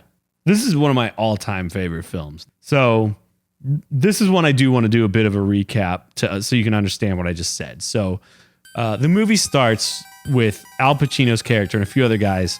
They're robbing a bank and they're comically bungling it. The first 20, 25-ish minutes are like a less violent sort of Tarantino comedy, farcical things going wrong escapade. And then you really get into the drive of the movie, which is Pacino and his buddy who stuck around with him on this botched bank job. They're stuck in the bank holding their hostages and they're trying to negotiate a way out. And you find out the reason he's robbing this bank is to steal the money for his trans girlfriend's gender reassignment surgery. And this is a story being told in a movie in 1975, based on a real story that happened, I think, about 3 years earlier. The way it is just brought into the film as just a natural process, a process of moving through these people's lives in 1975 is done so much better than a lot of stories that try to get into what we now, again, we pile this on and we put it all under culture war. We need more queer films like this that are like just about letting it be a natural thing, but still showing the like struggles of folks, you know, like, I mean, it's becoming a bigger struggle to not just finance like gender reassignment surgery, but to get legal access to it. And I don't see stories coming out now that hit you with like the raw emotion of it the same way this one does, while also being an off the wall, hilarious, botched bank robbery movie. You see Pacino like warming up to the hostages over time. You see him winning the crowds in the streets of New York. He's just telling them all to, you know, getting them all riled up against the cops. And like, again, 1975. Why can't we do better in 2023? Now 2024. Great film. Dungeons and Dragons, Honor Among Thieves. Where'd that come from? It's great. I had a blast. Watched it completely on a whim. Just sort of popped. I was like, I heard whispers. This might actually be decent. I threw it on and I had a blast, man. I thought anybody, you know, with tween to teen children, if you want your kids to get into D&D, or like you just want a fun like family movie that feels like an adventure, like maybe your kids aren't necessarily ready for Lord of the Rings yet. Like maybe that's a little too spooky, a little too serious, a little too slow. This gives you the same feeling of like, you get to the end, you're like, wow, we went on an adventure. We went through these beats of these really interesting places in a way like, I'm going to keep knocking them, in a way those like trash Marvel movies really don't. Chris Pine's having a great time. I don't know if they really did, but like Chris Pine and that wizard kid, I forget his name, the sorcerer. I love them. I love them together. Just a nice surprise. I called my sister and I was like, and your kids aren't old enough for this yet, but I hope we remember it, because like it'll be a fun, like, you know, those movies you put on in the holidays when you're like, I just want to experience it. Or like I said before, I'm repeating myself. It's great. Loved it. Now we are on to my David Cronenberg experience in the Criterion Collection with Videodrome. So this is actually my introduction to Cronenberg and his, you know, freakishly uncomfortable, practical, gory prosthetics and makeup. and it's a good ride. You can smoke this one pretty heavy. I believe the gist of this one is like there's a sort of like a tape going around of it's sort of like a snuff film or like heavy BDSM tape, that's circulating. It's sort of playing on this idea of like we're all drawn to taboo, and then through experiencing the tape, you sort of become part of it, and it becomes part of you, and vice versa, and you end up with a Cronenberg freak monster at the end, and you have a good time. Why not, man? We love it. Scanners. Yeah, dude. This one feels like, what's the most gratuitous action film we can make where there's no physical contact? There's so many great shots of people just staring at each other intensely, and then something brutally violent happening that you just have to laugh. It's so good. There's also a shot in there. I want to say The Daily Show made it famous as like a meme in the really early days of spoiler alert, a guy at a desk's head exploding because his mind was scanned and manipulated into exploding. That's kind of how they fight in this movie. Yeah, I don't know. I'm not letting myself think too deeply about the Cronenberg stuff. I'm just like letting it come in and enjoying the freak show, enjoying the practical effects, the violent explosions, the goriness, the way he takes goriness and makes it campy and fun and not something that's going to give you nightmares is really interesting. It's like, I'd love to know more about how conscious that is, right? But we can talk more about that in the next one. Let's move on here. Our next Cronenberg feature, as we move through critiquing what the mediums of our days are doing to us, we have eXistenZ. They pronounce it weird in the film like that. eXistenZ with some random capitals. eXistenZ, sort of extending reality. And the satire of it almost feels dated by the time it comes out. It feels like something like a 50s sci-fi movie would do, where twist, here we go, is like, what if games become so real we don't know when we're in reality anymore? Which is fun. I mean, we have simulation theory now that people think they can prove we must live in a simulation. It's just somebody's game. So this movie was exploring that in, I think, 1999. Very young Jude Law is running through the game world that this woman has made, and you have to love, again, the Cronenbergness of the way the game is played. It's maybe to make you question, what is our video games like a monstrosity, because it is this organic beating fleshy thing that they like kind of finger over. They like use umbilical cord type things into their spines to interact with it. There's a lot of bony imagery. Like a lot of the violence is caused by these like bony weapons. And it's a unique critique on, simulation theory. What are video games doing to us in a only way a Cronenberg could do? It was fun. That's all my Cronenberg I watched in about a month. If that's your thing, you like the gory stuff, and you like it to be silly, go check out any three of those. I had to watch the Super Mario Brothers movie eventually. I'm going to watch it for Camp Video Games again at some point. It's fine. It's mostly just fine. Like, there's, say, like a Ghibli movie, like My Neighbor Totoro, or Princess Mononoke, that I can watch like over and over and over again, or the Muppet movie, Muppet Christmas Carol. Those are children's films I can watch and rewatch. The Mario movie, it feels like it wants to be one of those, but it falls short. My biggest gripe with it is a pretty popular one, that they got Chris Pratt as Mario. No, I don't care.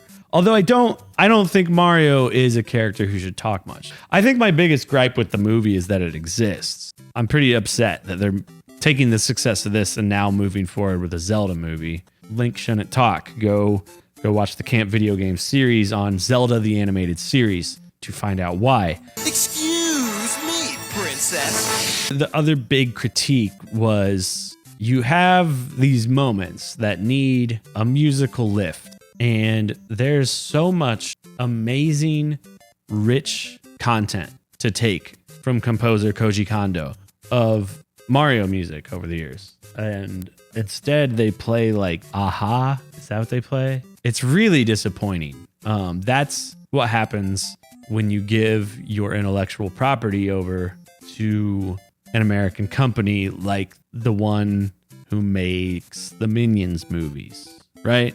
It really detracts from the sort of beautifully simple joy of the world of Mario. It really rubbed me the wrong way. It was really disappointing, but I had fun. I'll watch it again with the kids, but just give me a director's cut. Give me a director's cut with good music. I saw one. Somebody snuck this onto Twitter. I think it's when they play Take On Me. I don't know.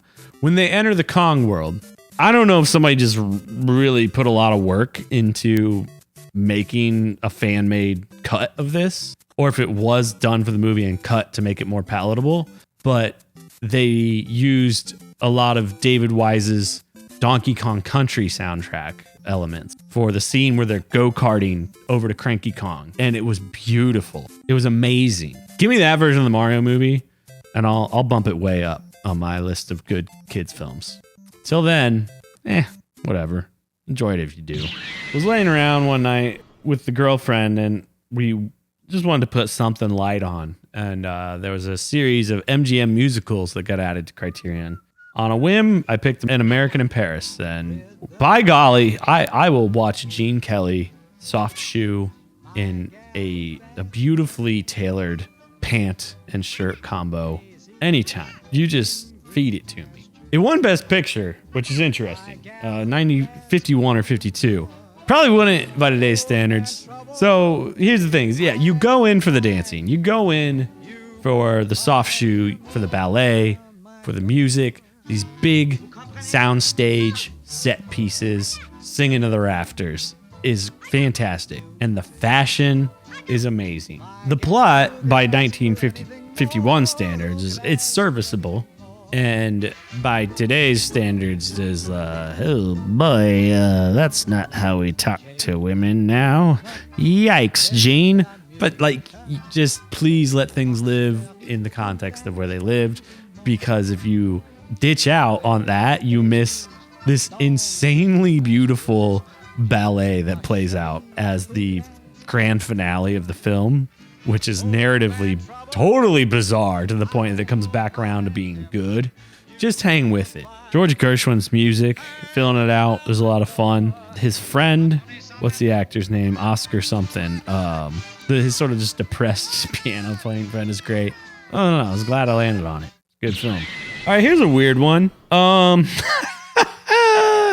Has anybody heard of Snowball Express? Because I hadn't until my girlfriend told me about it earlier this year, and how it's like the movie her family watches every winter. It's one of these, I don't know how to explain it. It's like these, it's a 70s era, like these cheap Disney live action movies. It seems like they just kind of crank them out just to be like, let's get butts in seats. So it's really wacky, really, really wacky. And like one action does not logically flow into the next action. Like all the beats of a beginning, a conflict, a middle, rising action, and an end are there, but the threads that should be connecting them make no sense. And you just kind of just roll with it. If you just let yourself roll with it, it's got some fun to it. Don't try to be logical about it. Don't be like, oh, this wouldn't actually be the way this happens. No. Just put it on a day you're snowed in and just let it in. Just let it fill the room. Cuddle up with some tea and whatnot. Watch Snowball Express. Why not? There's a no stakes 5-minute snowmobile race at the end. Why not put that in your movie? Want to have some fun? Just set some cameras up around a town with some snow and just be like, let's capture some snowmobile footage. See if we make something out of it. They had a good time. Let them have it. That's what I say. And that was my year in movies, film, whatever you want to call it. Except there's something that's digging in my craw that I forgot to do when I did this Mega One stream review on January 1st, which is that I saw The Boy and the Heron after I wrote out my list of everything I had seen, because you had to see The Boy and the Heron. Quick thoughts on it, without going as deep as I did with some other things, is I actually do think I need to give it another viewing before I could give it a fair assessment, because I went and I saw it with my buddy in the theater, and I was so excited to see it in the theater. I think it was my first new Miyazaki movie in the theater. Like, I've never seen them as they're released in theaters, but I sat down and I went in with this mentality of, what is Miyazaki trying to say to me and what's probably his last movie? And it like made me sort of forget to pay attention and enjoy myself. So I needed another viewing, just a little less in my head. But Robert Pattinson, he's great, right? Don't we love him? Who knew? We all knew, because he was in Good Time. The Safdie brothers. Come on. Anyway, let's move on to TV. This is the medium that I admittedly am the least interested in at this point in my life. Earlier, say 7 or 8 years ago, when the sort of chapter-based binge watching was first burgeoning, I thought this is a really interesting opportunity for people to make more long-form content, like films, something, and like take the production more seriously. But as the streaming model evolved and really got serious about as much profit for as bottom dollar as possible, I found myself being like, I'm pretty checked out. However, I feel like I dug up the good stuff out there. There's still 1 or 2 I haven't seen yet that I think are probably great from last year, but here's some goodies. Let's go check them out. I guess I'm somewhat happy to have an opportunity to talk about Succession, because I immediately, upon beginning to watch it during the 2nd season, saw it as a spiritual successor to The Sopranos in a lot of ways, which if you go look at this channel, the only video anywhere close to runtime in this is me talking about The Sopranos. And I like it. I like The Sopranos a lot. I like Succession a lot. There's so many ways that that spiritual succession is captured through the nuance that brings us to this overarching story about American decline. The Sopranos was a story about American decline through the eyes of a fading Italian East Coast mafia movement, right? Succession is here to say that even the elites can no longer satiate the sort of demons that haunt us as, you know, people living deep in the heart of empire. It's almost like the more wealth you have, the more you can digest the violence necessary to bring it to us. And Succession explores that, especially through our dear, sweet best boy. I'm sorry, I don't like the baby girl thing. It's taking away from the celebration of like complex masculinity in some of these characters, but we're talking specifically about our dear sweet boy, Kendall Roy. I'm obsessed with him as a character and Jeremy Strong. It's bonkers what he did. That character, I think he landed the plane real smooth. It's beautiful. I think everything came together exactly the way it was meant to be. It almost ends in a way that mocks its audience, who thought the point of the show was who's going to win the climb, you know, who's going to win the seat. It almost mocks them for missing the point. And I think it's really beautiful. There's too many things you can say about this show. I hope it holds up like The Sopranos. I hope it has that longevity. I hope it speaks to American culture in the way The Sopranos does for as long as it does and ages as well as it does, because these people really did a good job. That being said, I have a lot of self-awareness around who this show is for. God, I saw some graphs. It was a comparison. It was like a ratio comparison of how many viewers a show actually got versus how many think pieces were written about it. And the ratio, the way that was out of balance for Succession was like exponentially higher than anything else. You know, it was just like everybody and their mother watches Yellowstone or something like that, you know, or like NCIS. Everybody in this country watches those shows. Nobody writes about them, right? because these shows are for the East Coast media elites, of which I'm somewhat one of. But I guess I'll sum this up with one of my favorite scenes of the show, the whole series, not from the final season. I want to say it's in the first season. They're having Thanksgiving dinner or Christmas dinner at a family home. And Logan Roy, the patriarch of the family, who everybody's fighting to get his power when he inevitably dies. There's this really important need to keep up this facade of strength in him as a man, even though he's very ill.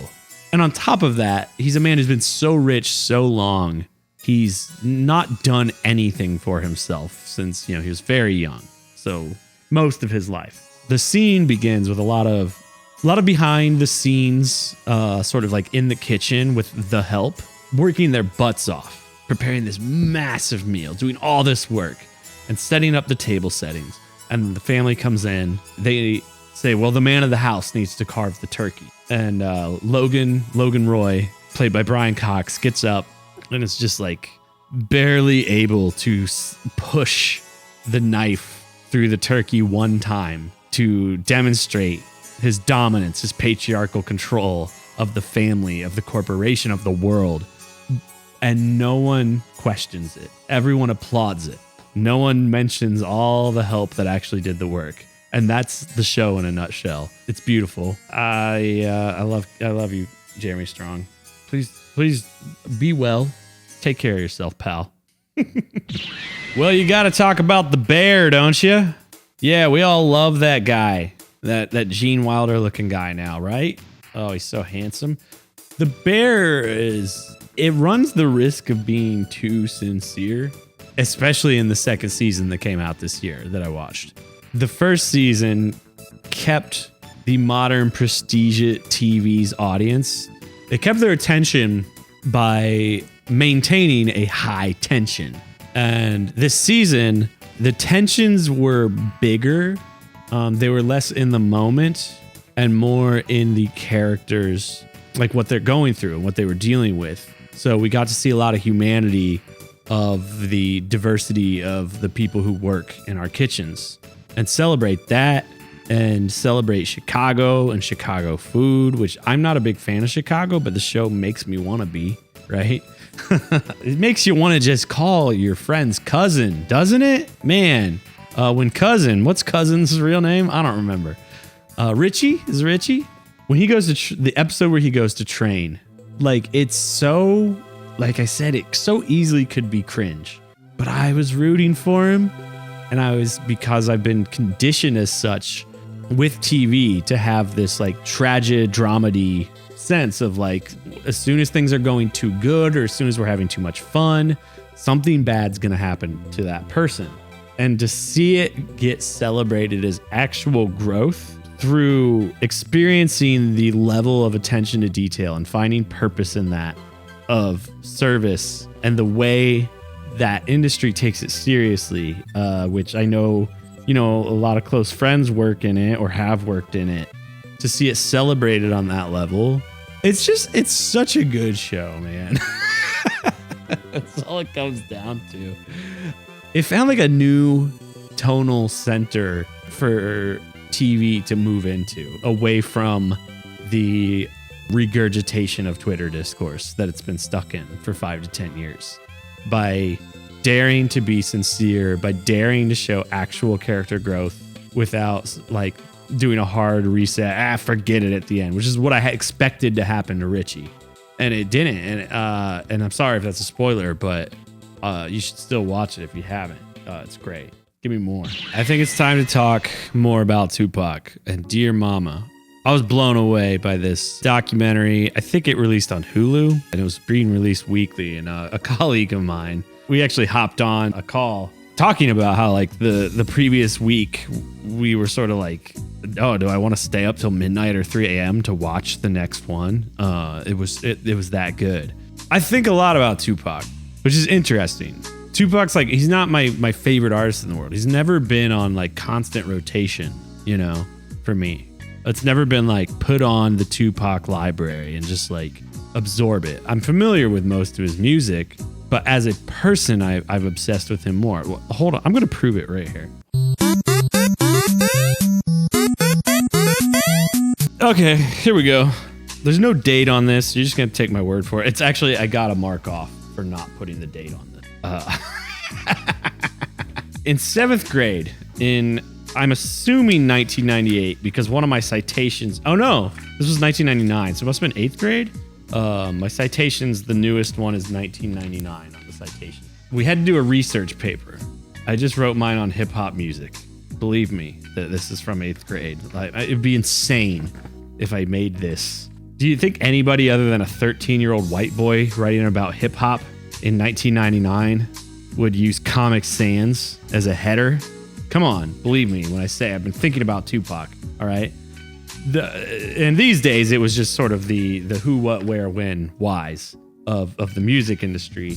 But in the interim, and especially since what really started rattling my brain on this was, I believe it was the beginning of 2022 when Adam Curtis's his 6-part series Can't Get You Out of My Head that traces this parallel story between Tupac's mother, Afeni Shakur, and Tupac Shakur. And he does a surface level analysis of it and sort of analyzes the way they failed in ways as revolutionaries. So what you should know is Tupac's mom, Afeni, is a really prominent member of was historically prominent member of the Black Panther Party in New York, in Harlem, as a pretty amazing woman in her own right. And what people overlook about Tupac is what he was like before Death Row Records and Suge Knight. He was a clear-eyed revolutionary leftist, like Black Party, raised man. Seeing these clips of him talk when he's young and then when he's more famous and closer to his death, all the swagger of the West Coast hip hop scene is in him, but the clear-eyed revolutionary is still in there too. And so what Adam Curtis drew in his documentary is that it's almost like this capitalist realist commentary that capitalism will consume even revolts against it at this point. And he shows that happening with Afeni's story and then with Tupac's story. And what the Dear Mama docuseries does is it gives you that over like the course of 6 hours as told through the Panthers who worked with Afeni, the friends and colleagues and coworkers of Tupac. And it's alternating between their stories and showing the parallels. And it leaves you with this sense that capitalism consumes all. It consumes revolution, and that you can't blame a struggling black man who was gestated, in his mother, unduly imprisoned, right? For wanting to cash in when the lure of power comes for him. I got more to say about Tupac in the future, but I liked this a lot, if you can't tell. This is something I'd like to think about more, maybe talk about more in the future, is that Tupac, he talked about how he wanted to use his movies, his music, as a way of carrying the culture, like wearing the culture, participating in the culture, but in a revolutionary way, so that like young black men might be attracted to it. And I think he carried that to the end. I think that's where his head truly was at.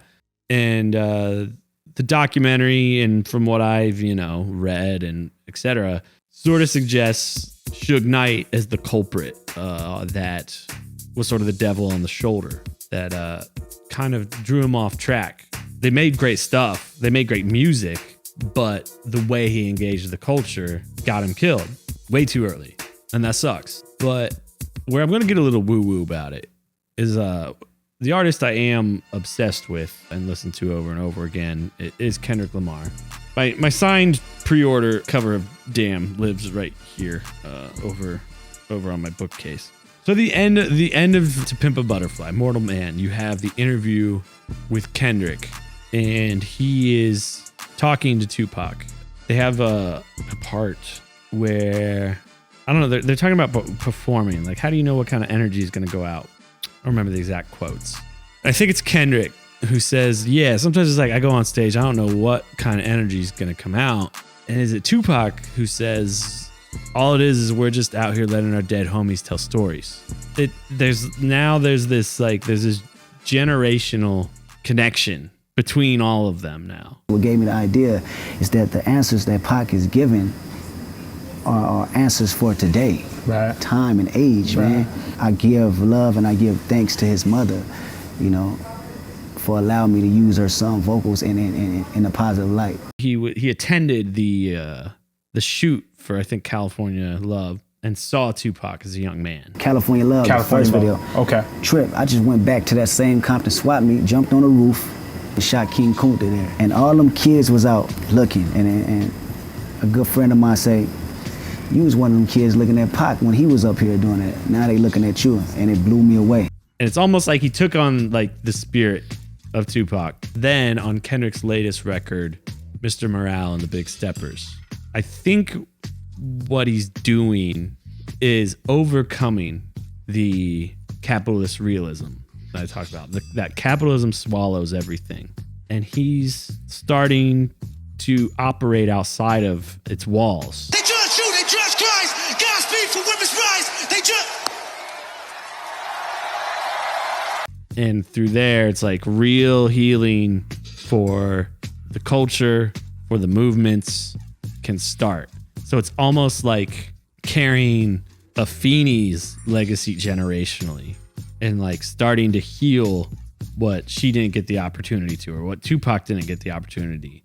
Or if you keep going back, so we have to talk about this in a little bit, to Malcolm X. I don't know. I'm a white guy talking about this. I'm an idiot. I like these guys. Did I talk about the documentary in that at all? It's great. Moving on. Let's move on before we cry. Oh, did I say we were going to move on before we cry? Too bad, because now we have to talk about the final season of How To with John Wilson. Whoa. Where do you start with John Wilson? One, he has my dream job.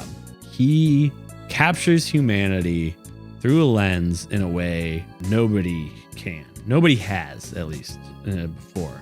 In like a real, raw, but caring way. Even the characters in that show you're supposed to sort of laugh at, you feel as deeply human. And there's just something about John's anxious voice that adds to the calming effect of it. I don't know how much it's put on for effect, but it works. It's just a marvel that is an HBO show. A guy just filming New York and making a montage out of it for his video essay. It's what I wish more people were doing on YouTube. And I'm not doing that. I'm not doing that right now. I didn't go grab a bunch of footage to put in here to make this, say something more than a guy on a couch talking and the footage of the show. But if I had the time and budget, I'd love to, because I think what John Wilson does is invites us to slow down and notice. Just slow down and notice, right?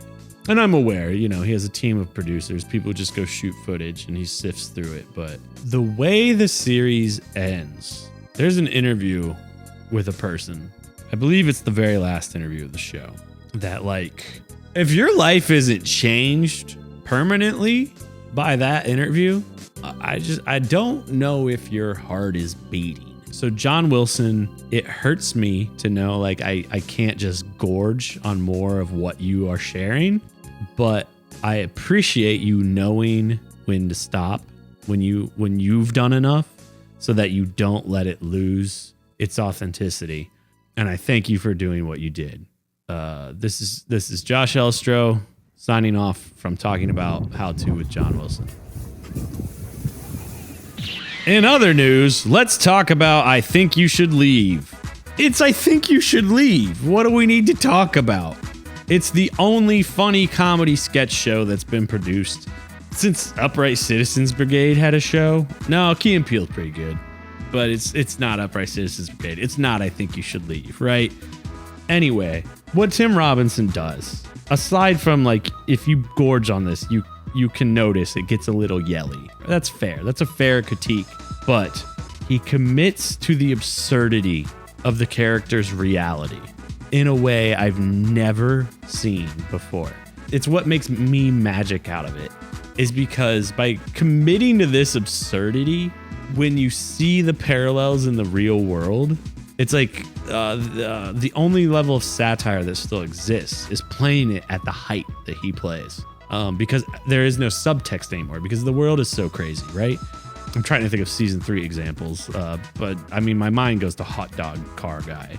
You need the hot dog car guy driving through the wall to point out like lack of accountability, right?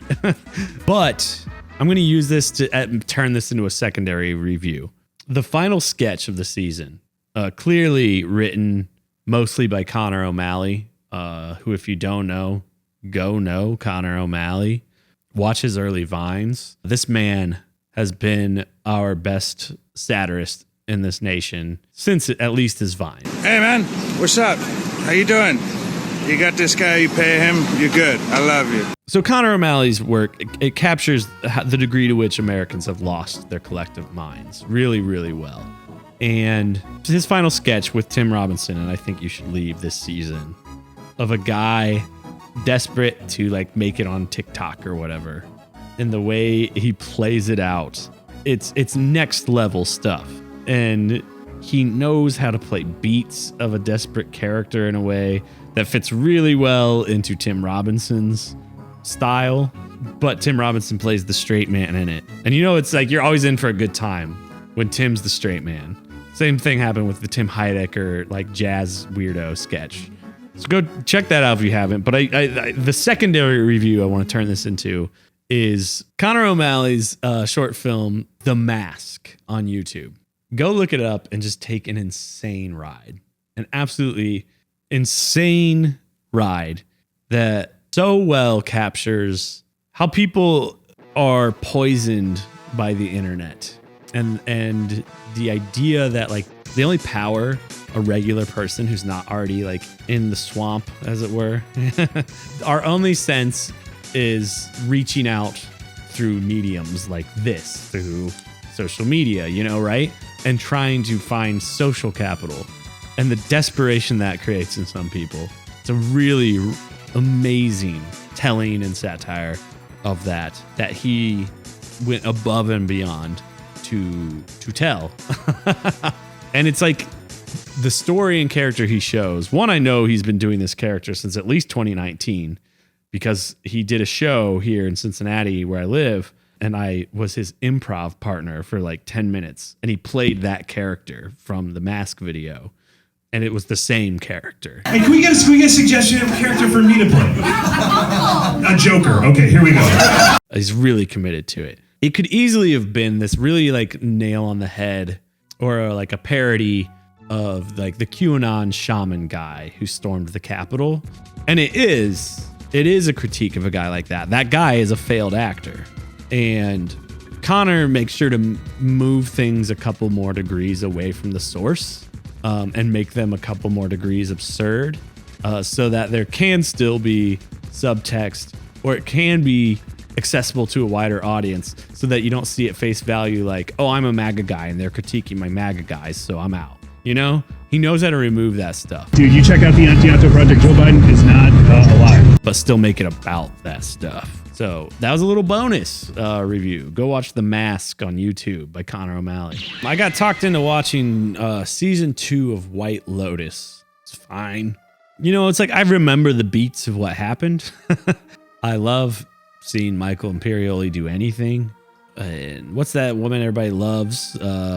Spoiler alert. The one who gets murdered. She doesn't really do it for me the way she does for other people. But I mean, I did enjoy the shots, the fashion.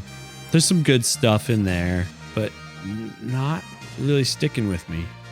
Forget it. Let's move on. That was White Lotus season 2. So this year, the final season of Barry was premiering and running alongside of Righteous Gemstones. I think it's overshadowed by Righteous Gemstones because Danny McBride is incredibly brilliant. But Bill Hader is too.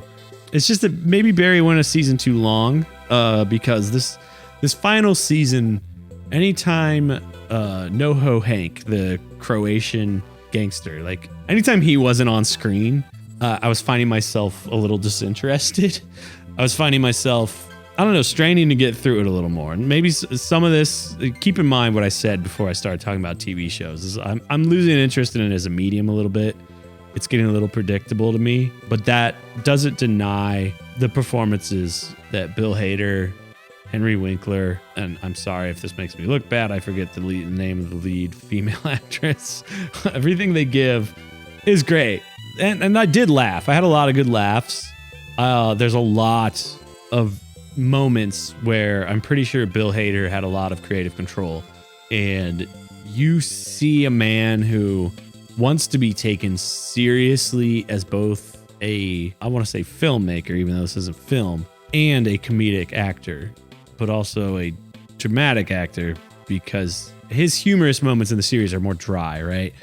There's some great pieces. There's a giant firefight between the Croatian gang and somebody else in one of the final episodes. And this long shot where we're just panning the camera. The camera's still and panning, and we're just hearing what's going on. And we capture all this action between these two areas that are like 100 yards apart with a single camera position for a long time.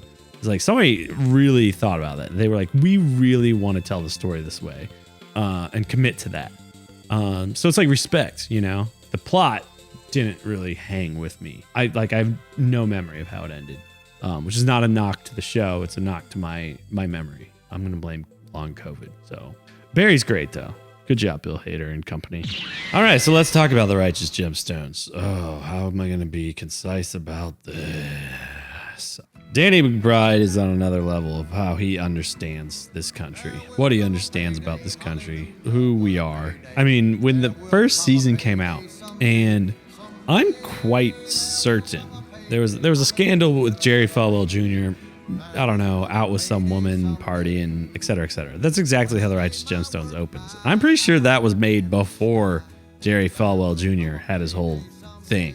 But yeah, they nail mocking and sending up those types of the wealthy Christian families. But there's something deeper, like Danny McBride and that team understand about like a spiritual sickness that people close to me hear me talk about when I get in my woo-woo stuff, that exists in this country and is played out in American Protestantism, though more and more so coming through in like Catholicism, but definitely like the evangelicals, where at its root, it is the Antichrist or the demiurge. If you're familiar with like how these things work, of like it'll look and sound like the thing it's supposed to be, but it's not.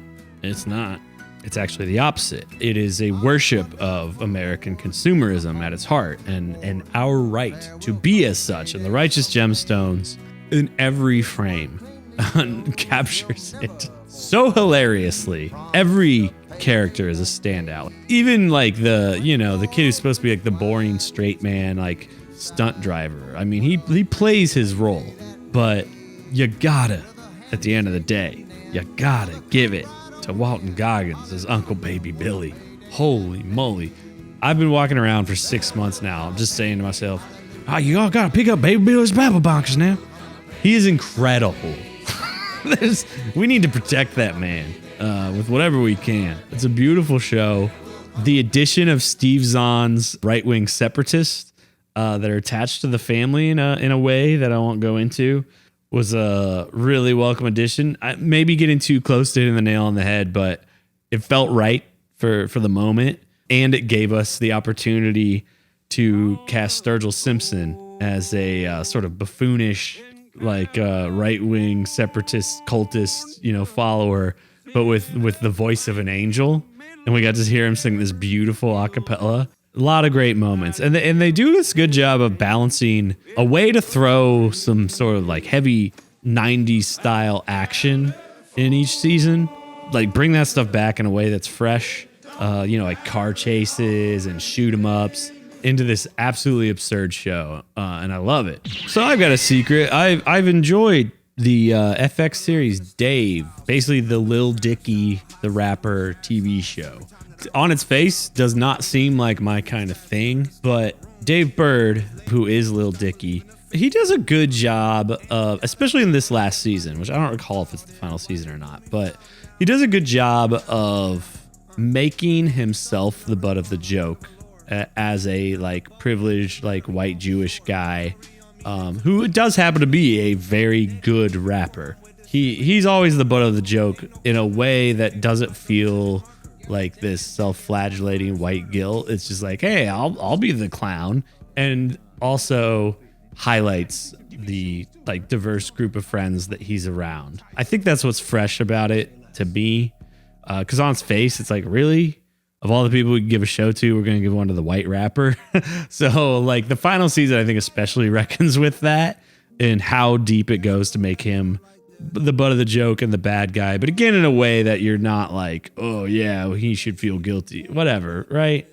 And that guy who plays Gata, I guess is just his name. He's just a phenomenal human being. It just comes out in the performance, and that's really, I think, the thing that has drawn a lot of people emotionally into the show over the years. So Gata, I hope you're just taking off from here. Like, he's really vulnerably puts himself out there in that show, and I hope it gets rewarded in good ways. If you're into hip hop culture, kind of, check out Dave on FX.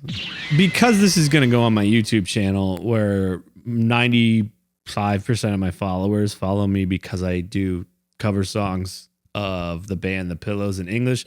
I have to talk about the FLCL that came out this year, FLCL Shoegaze, but I didn't watch the other one. I'm bad. I'm sorry. Because what had happened was I saw there was a new season of FLCL, Shoegaze. I was excited. And I think I caught it two episodes in to when it was releasing. And it was only 3 episodes, I believe. And something that was cool about it is it was a contiguous story. It was just a contiguous scenario. That was an interesting play. And then the gaps were filled in by backstory and flashbacks and stuff. But it was a singular event, one scenario playing out. I didn't know going in that I was supposed to have seen a season I didn't know existed because it was so not available if you didn't like have cable and watch it when it was on Adult Swim. So I was a little lost in the relationships going on. But, you know, I think FLCL could have and maybe should have been a one and done thing. But the fact that they have chosen to go on, it's similar to Final Fantasy in a way that it's like it knows what beats it has to hit to be a season of FLCL while still just trying on new outfits. And this one, what I saw was the coming of age and the way NO being your emotional overflow of inability to control hormones. It's a good metaphor, I think, for like any generation of teen to have, you know, at their fingertips something to watch. So it still has that, and the way that is amplified through flirtation with fan service, right? I'm at a point in my life that I'm just like, whatever, man. Like, if you want to do hot anime babe fan service, go for it. Like, whatever. It doesn't gross me out. It doesn't titillate me, but it's fun when it hits the point of critique.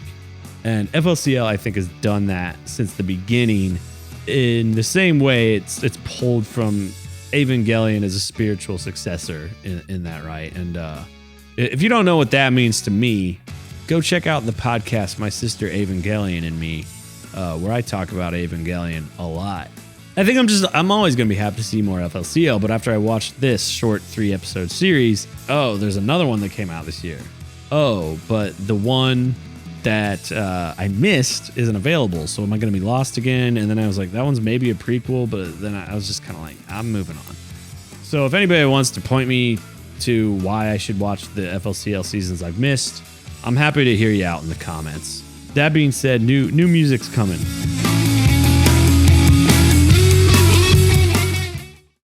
All right, so I watched the Amazon series The Peripheral. This is not something, if I was just scrolling around, I would have found. I don't really do that in the first place. As you can tell, this is almost the end of my TV list. So not a lot of that kind of stuff in here. So this one, I was about 3/4 of the way through the book, which I'll talk about later, by William Gibson, The Peripheral. When I saw him tweet, he was retweeting Amazon announcing that they had not picked it up for a second season. And I think all he said was, sigh. And I thought that could mean multiple things, especially after watching the show.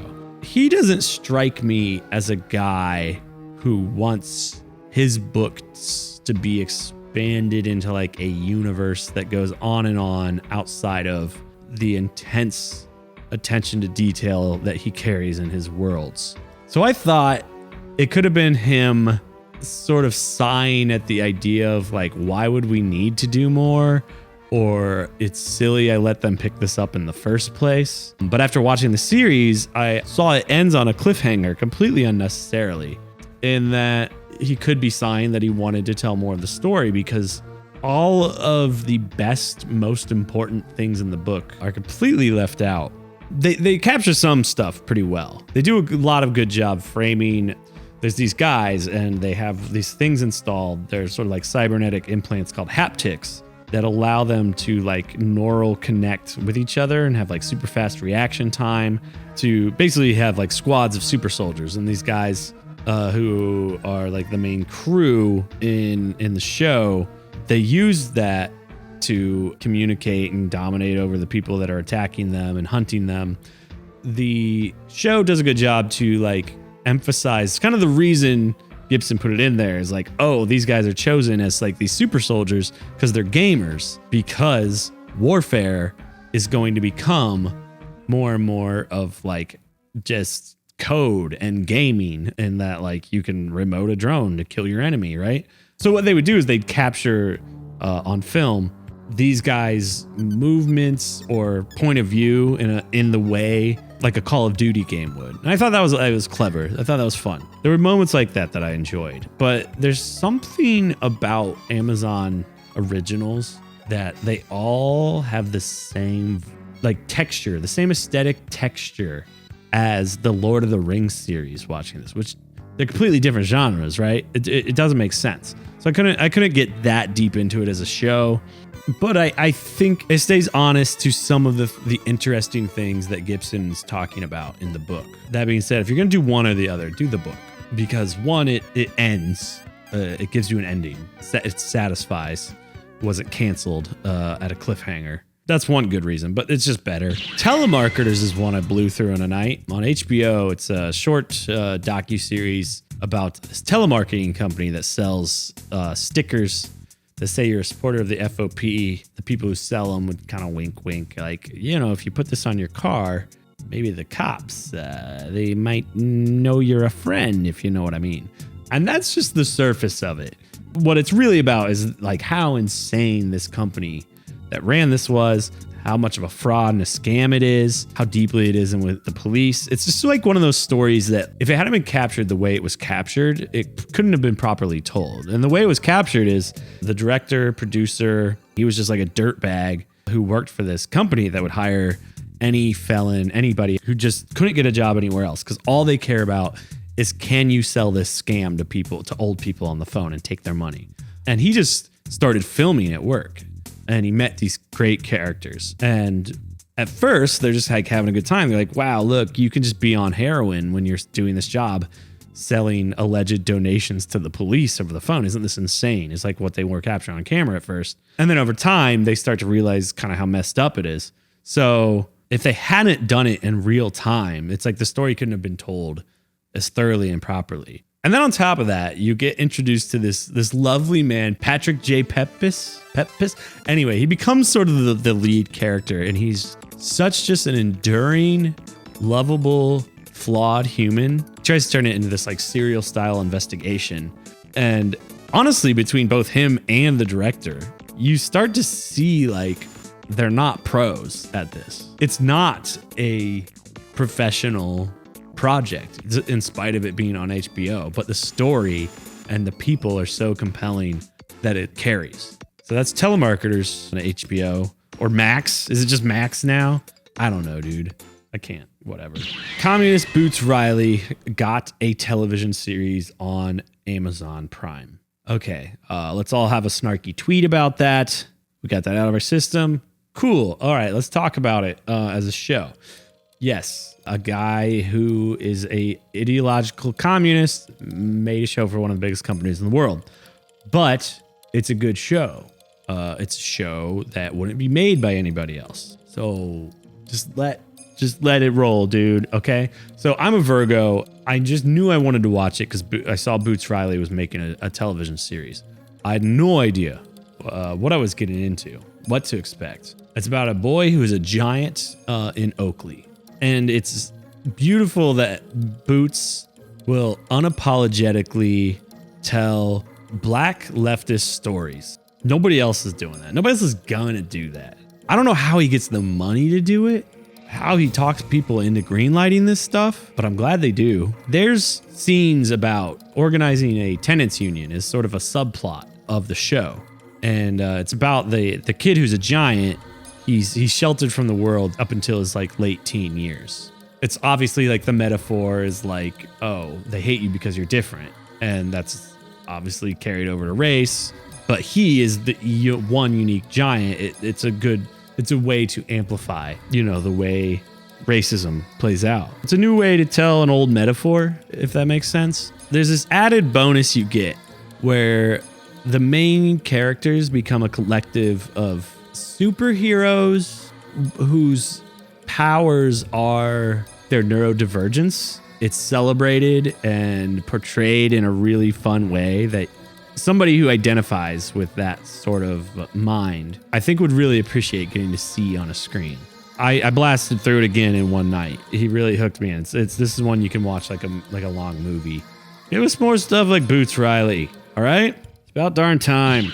That was my year in television for the most part. Similar to other categories, there were caveats of things I'm like, this doesn't really warrant a review. For example, I do watch almost every episode of The Bachelor and The Bachelorette, but to me, reviewing that feels like reviewing like a season of football, if that makes sense to anybody. That's kind of the way I watch that show.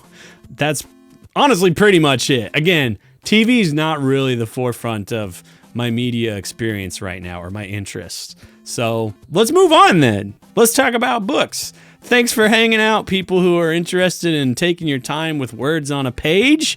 We love you. However, I'll be the first to admit, my taste in books is kind of all over the place, a little inconsistent, and I hope that doesn't alienate anybody from finding some interesting thoughts in this section of the video. I'm trying to figure out how to keep myself at a better pace with books because I usually like big, thick, dense books that I read 3 or 4 pages and I go, this feels like homework in spite of how interested I am, and it slows me down a lot. Let's just move into the book section and you'll see probably from the first example what that looks like. Here we go. Let's talk about books.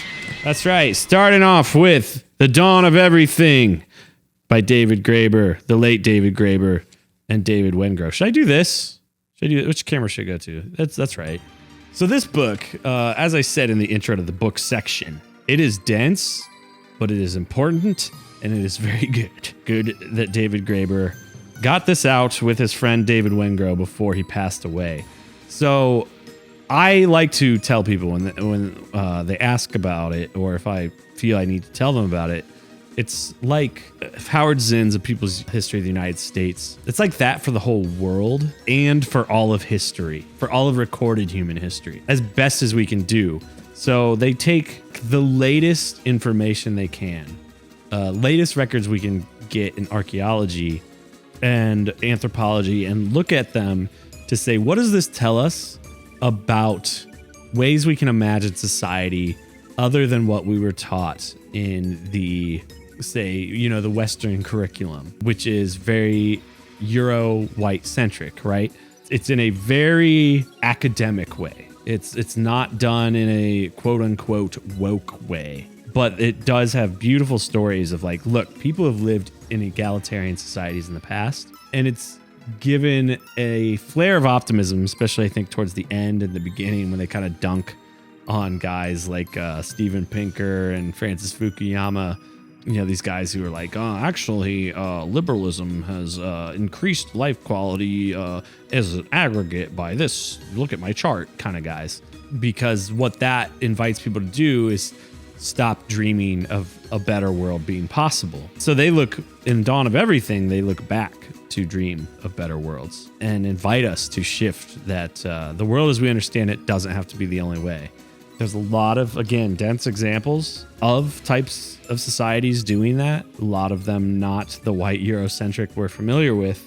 You know, in spite of the fact that Graeber died young, you know, it is, I think it's just like this was important for him to get out as a final word. Because I haven't read his other books, but I know people who know him, have talked about him, and I understand the way he wrote, and I've seen him in interviews, and I think that was his overall thesis or goal, was to invite us to think of worlds beyond capitalism as we understand it. Western, Eurocentric, whatever you want to call it, capitalism. And he took it on in individual topics in his other book, and this one is the one where he takes it on as everything, everywhere, all at once.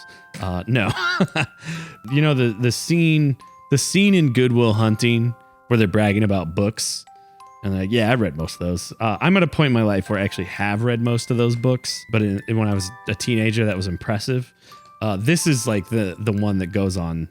This goes on that list of books that they're like yakking at each other about. So that's the dawn of everything. Stolen Focus by Johan Hari.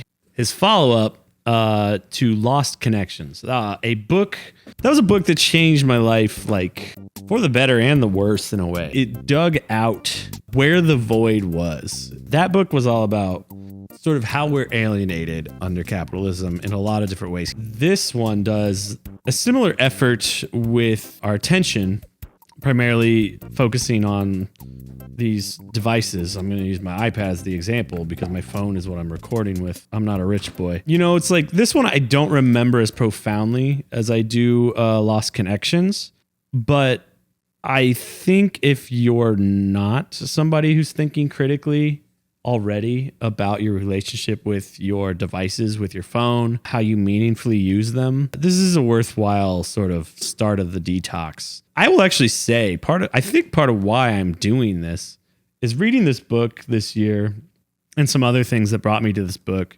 It got me to reframe some habits that I was not a fan of.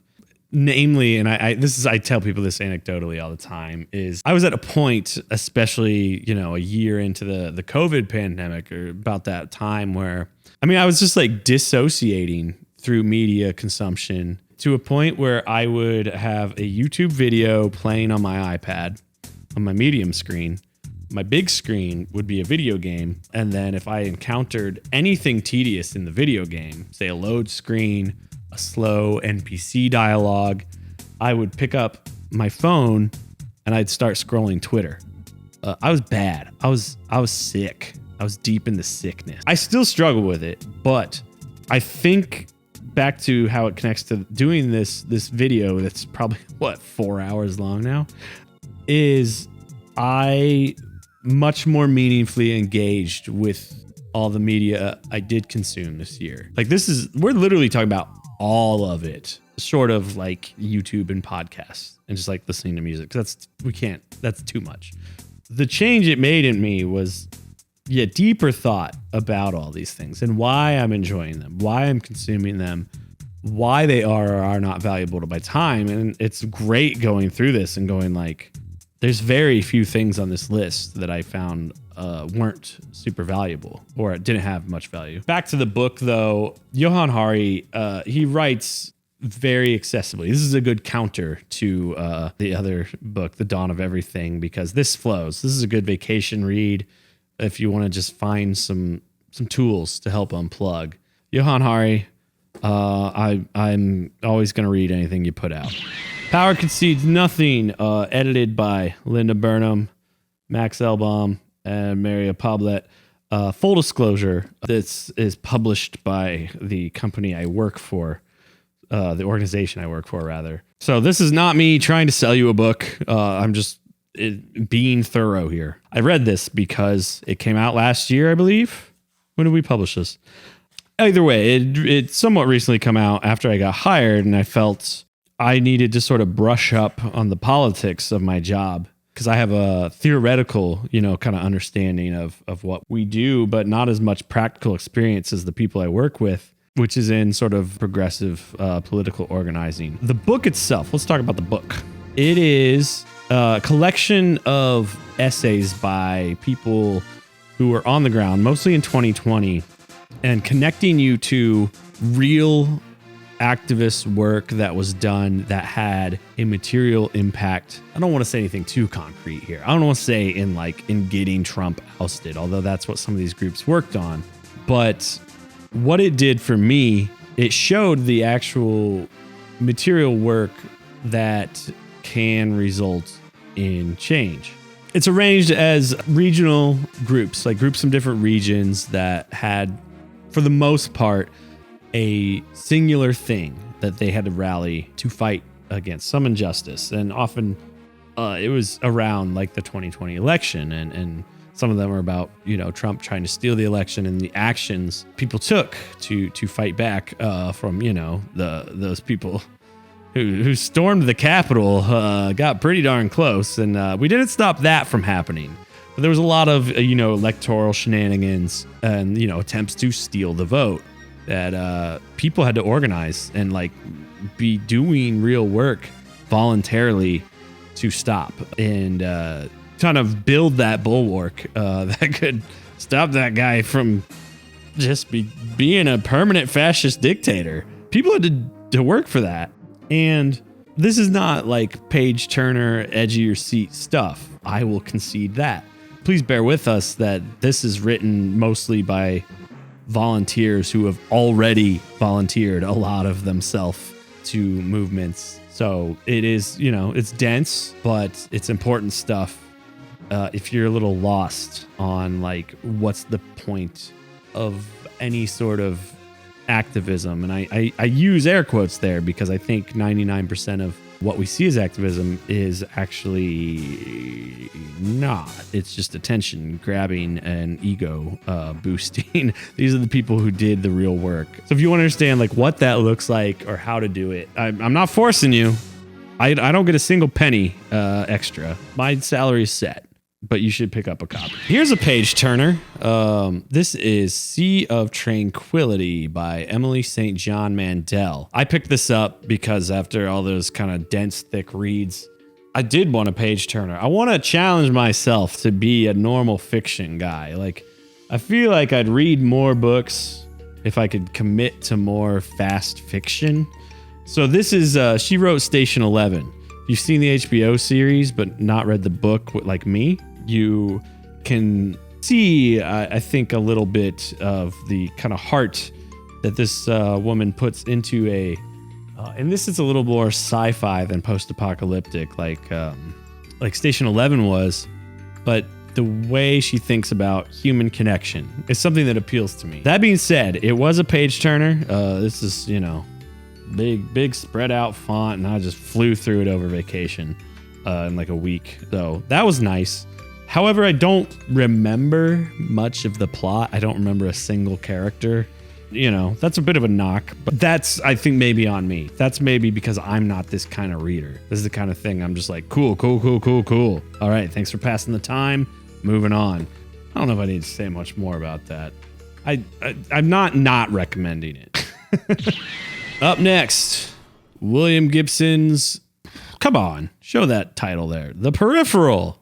Which, if I had been paying attention to the cover, I'm just now noticing it says, now an original series on Amazon, like I talked about earlier. I didn't know that until deep into reading it. It's William Gibson, man. Guy can build a gosh darn world. This one, he chooses a world slightly in the future from ours, as well as one much farther in the future. To compare it as a sci-fi to what I was just talking about, Sea of Tranquility, so much of this world building sticks out to me more so than Emily St. Mandel's writing, which is interesting because the way Gibson writes, he does not waste a single word. It's not the kind of fiction writing where you can just kind of be scanning, and it's oh yeah, so-and-so did this, then they did that, then they did that. It's the texture of the language and the preciseness of it demands your attention. That's why when I discovered there's a TV series 3/4 of the way through, I watched until I almost caught up as I continued reading. And then I waited for the ending separately. I finished the book and then I watched the TV show. So it was a good way to verify, did I understand that the way I think I did? And then I noticed like when the show strayed in ways I didn't think worked that are stronger in the book. I'm trying to think of like how I can talk more without giving it away. I mean, I could kind of set up the world a little bit. What's really interesting is he plays with the potentials of current technologies in near futures. So he plays with what if there really were like serious 3D printing companies where you could send complicated models that could build dangerous or off the beaten path black market devices that maybe you don't want manufactured by a corporation, and what can that entail? As well as the stuff I talked about with the TV series, this haptech technology that all the ex-military guys carry, as well as the commodification of gaming is interesting. That's how our worlds connect, because aside from like I think it's one of the rural Appalachian states is where half the book takes place. The other half takes place in future London, where there are some different people playing out scenarios about what they're doing with the technology they have available to them, and who controls what, and what it implies to the past for reasons. I don't want to give away too much more because I think it's really good. Because last Gibson book I read was Neuromancer, which is, I think, a lot more of a fantasy world building, in that it's so different from ours. And this one, based close enough in like near reality that you could see it. You could see some of this, the potential of some of this, even better than what he has done in past work. I bought it honestly because I was a little nervous. I was like, does the guy still have it? Because this one's from the late 20-teens, 2015, something like that. So I was just like curious, what's he up to now, huh? It's still pretty good. The Creative Act by Rick Rubin.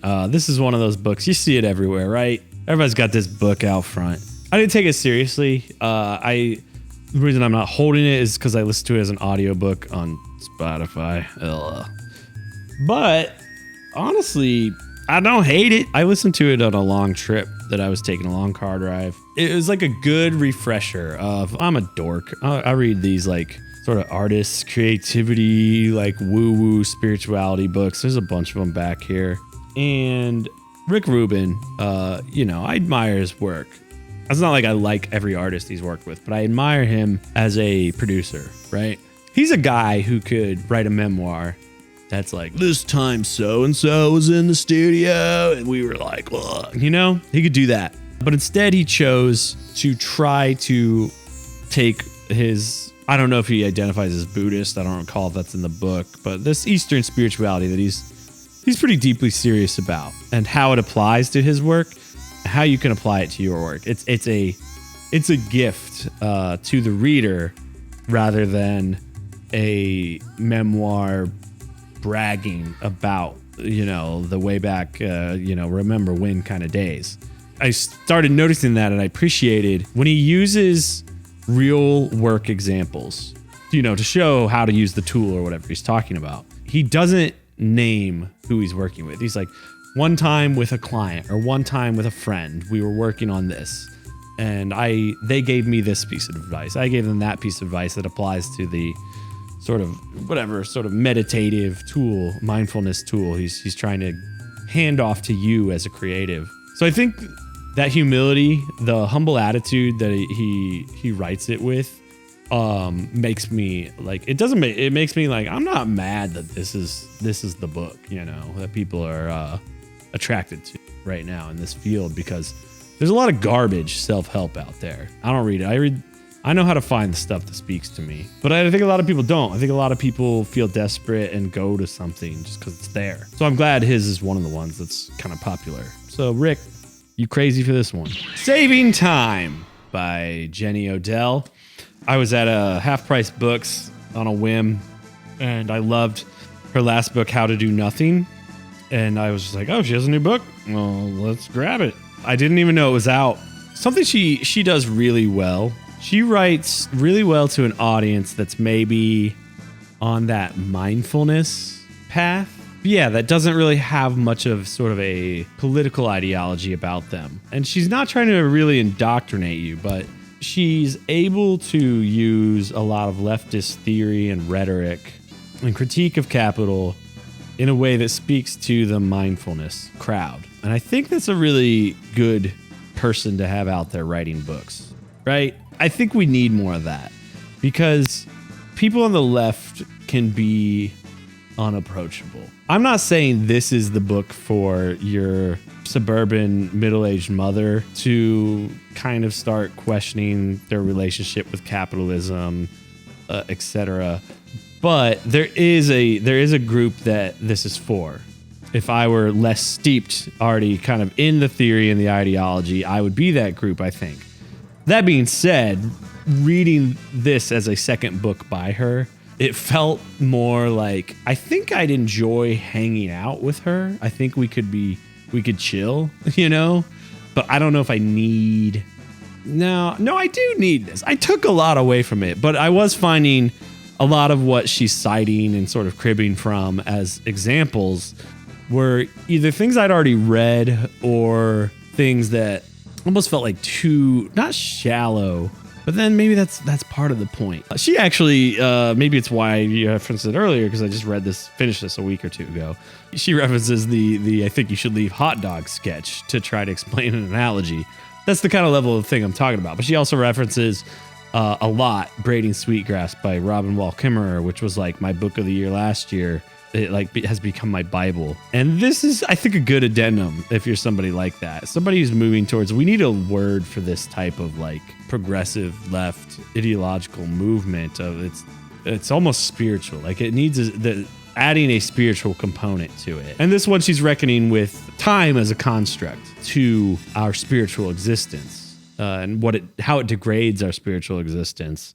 And in some areas offers opportunities of how we can rearrange our relationship to time. There's some really beautiful examples. I'm just going to cite like one thing that like kind of blew me away from here was this idea of, I apologize if the usage of this somewhat out of context feels problematic, but the original author she's referencing talks about crypt time as in people who are living with disabilities and how they have to learn that to exist outside of a clock, outside of a timeline that won't accommodate their needs. And that what if we all sort of chose to live on a time frame or a clock that accommodated our personal needs? What kind of world could that be and why can't we have it? That's the kind of stuff we're dealing with.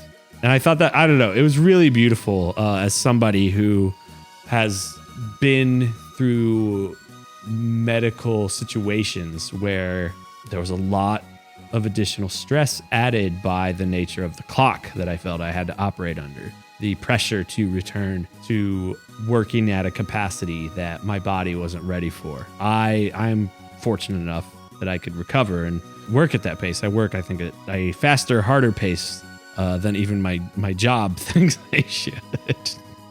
I do it to myself in some ways. I think if anything has given me things to reflect on as New Year's resolutions that I've read this year, this is the one. So if you're looking for like a New Year's resolution book and any of that sounds chill to you, check it out. She's great. I'm almost embarrassed I haven't read this. The Autobiography of Malcolm X as told to Alex Haley. I actually still have like 15, 20 pages of the epilogue left.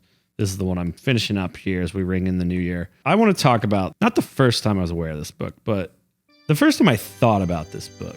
When I did, I worked in a after-school youth center. And it was like, our members were 70-80% black teenage males. And some of them had some really heavy stuff they struggled with. And one kid, was like a regular kid. You could feel there's like, he's coming to just chill with us because he wants something, he wants something different than what he's dealing with.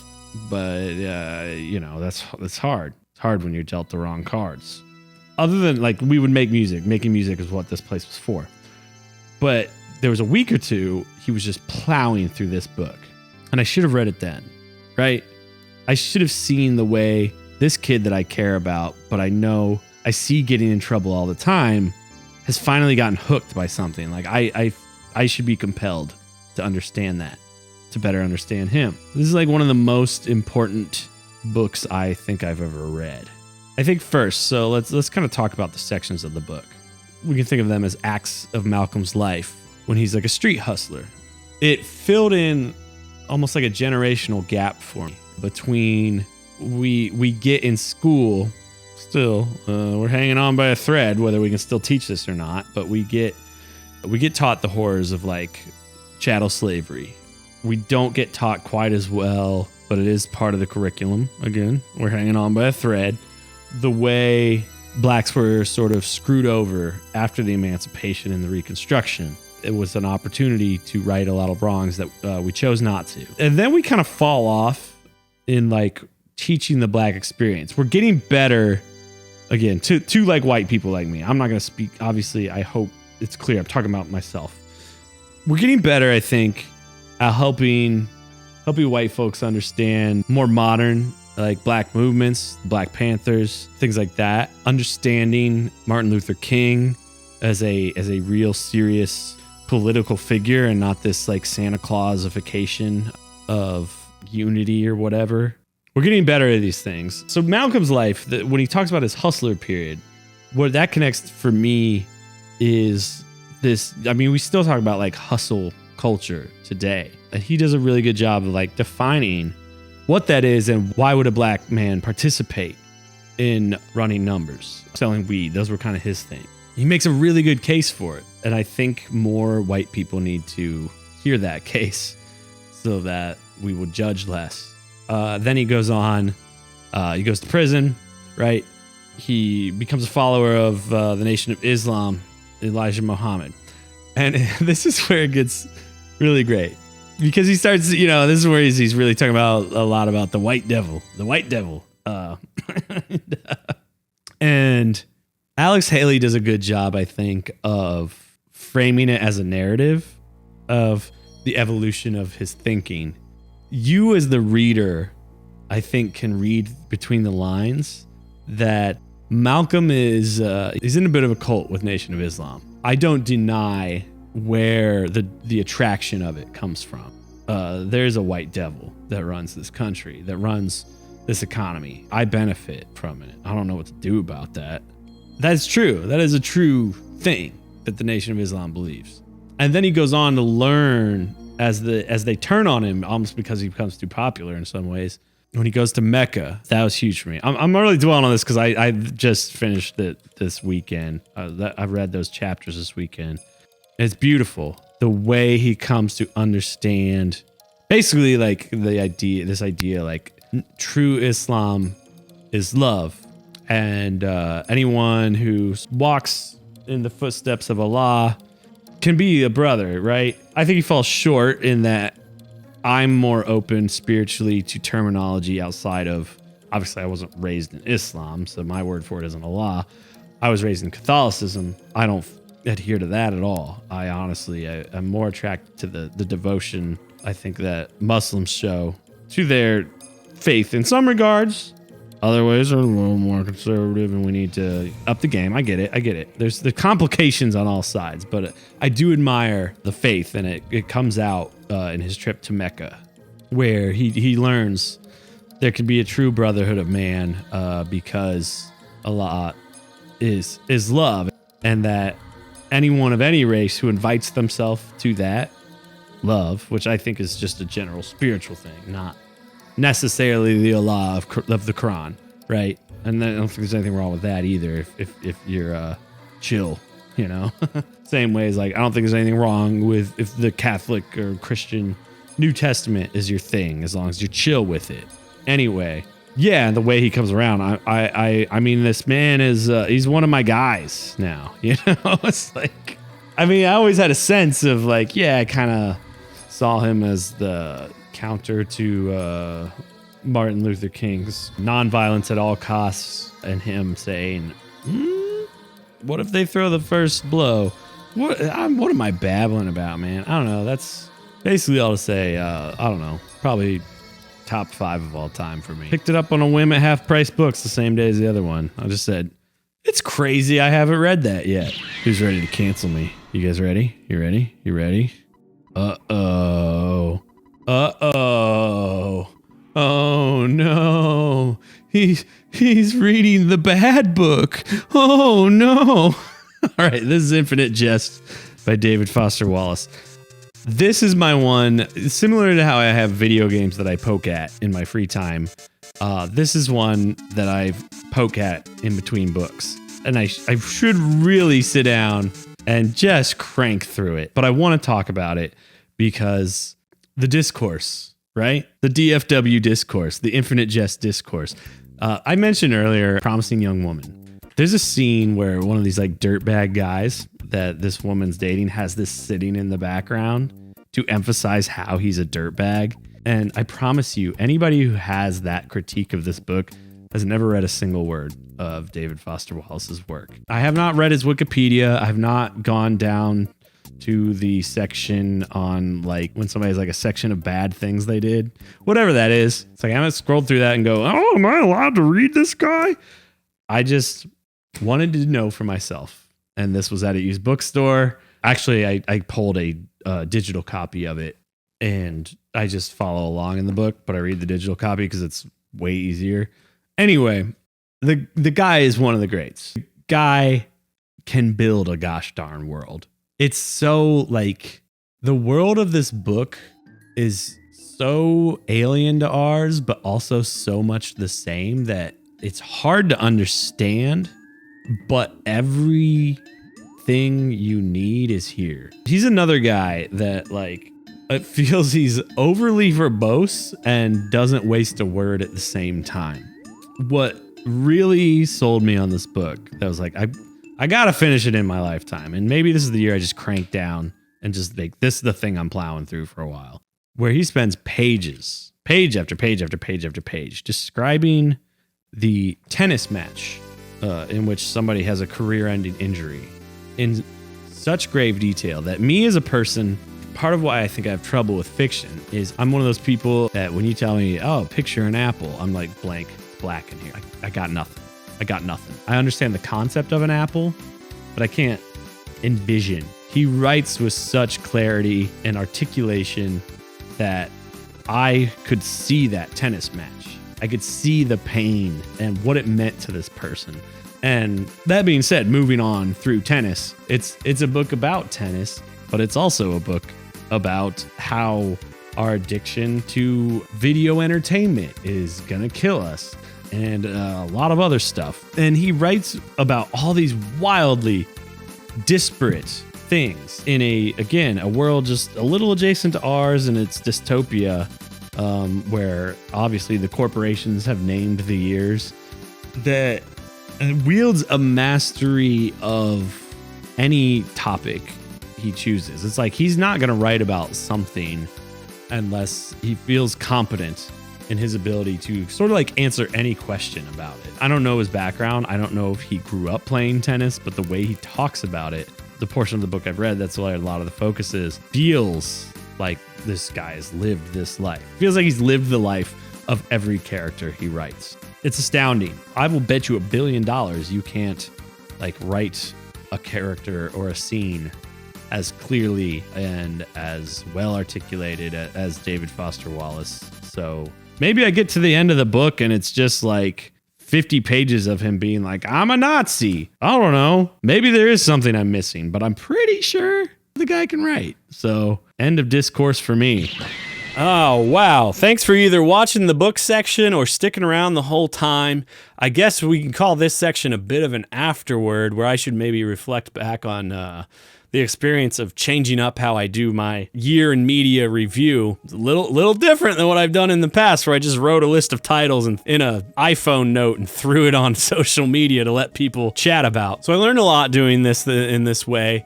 You started to hear me talk about it in the book section if you watched that I worked on a few conscious choices this year to shift my relationship with both media and the devices that deliver them to us. I like to be more committed to the thing that's in front of me. So let's say, for example, I'm going to watch a movie. I'm not going to sit there and watch it on my phone while thinking about a million other things or texting people. I like to be like, let's turn out the lights, let's put the film on, Let's turn on the nice speakers and let's just experience it as if I were at the theater.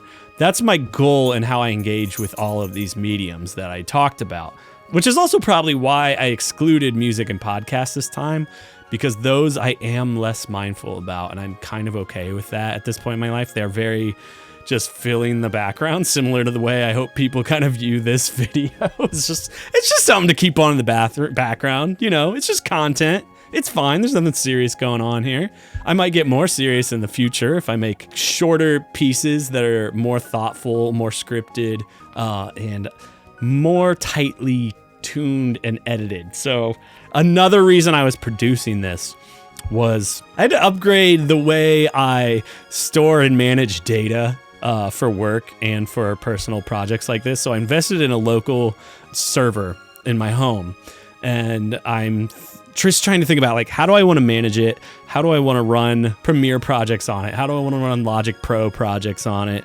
And so this was partially a way to just be like, let's just bring in a bunch of assets, a bunch of media and clips, and see if I can figure out how to manage a project with it.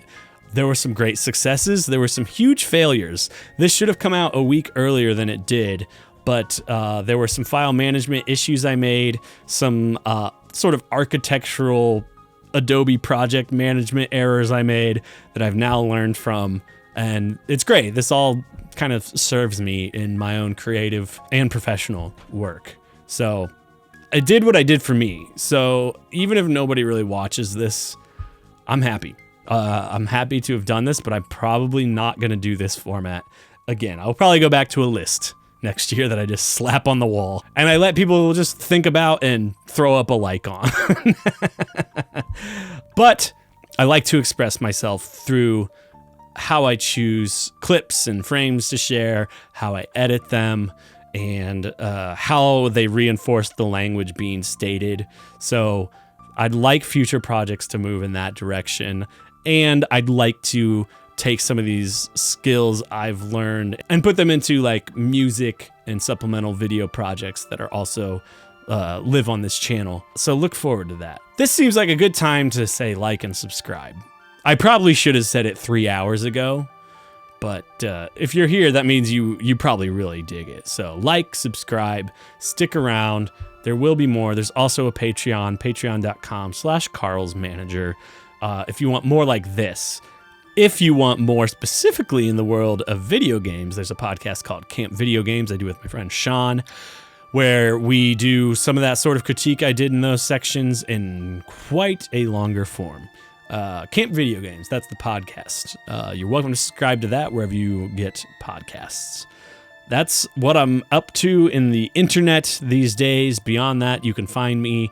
I'll be off enjoying video games, movies, maybe a TV show here or there, and my books, trying not to think about how I would analyze and criticize them and review them for other people. That's my goal for at least the next month or two. I'm going to go get back to music for now. See you guys later.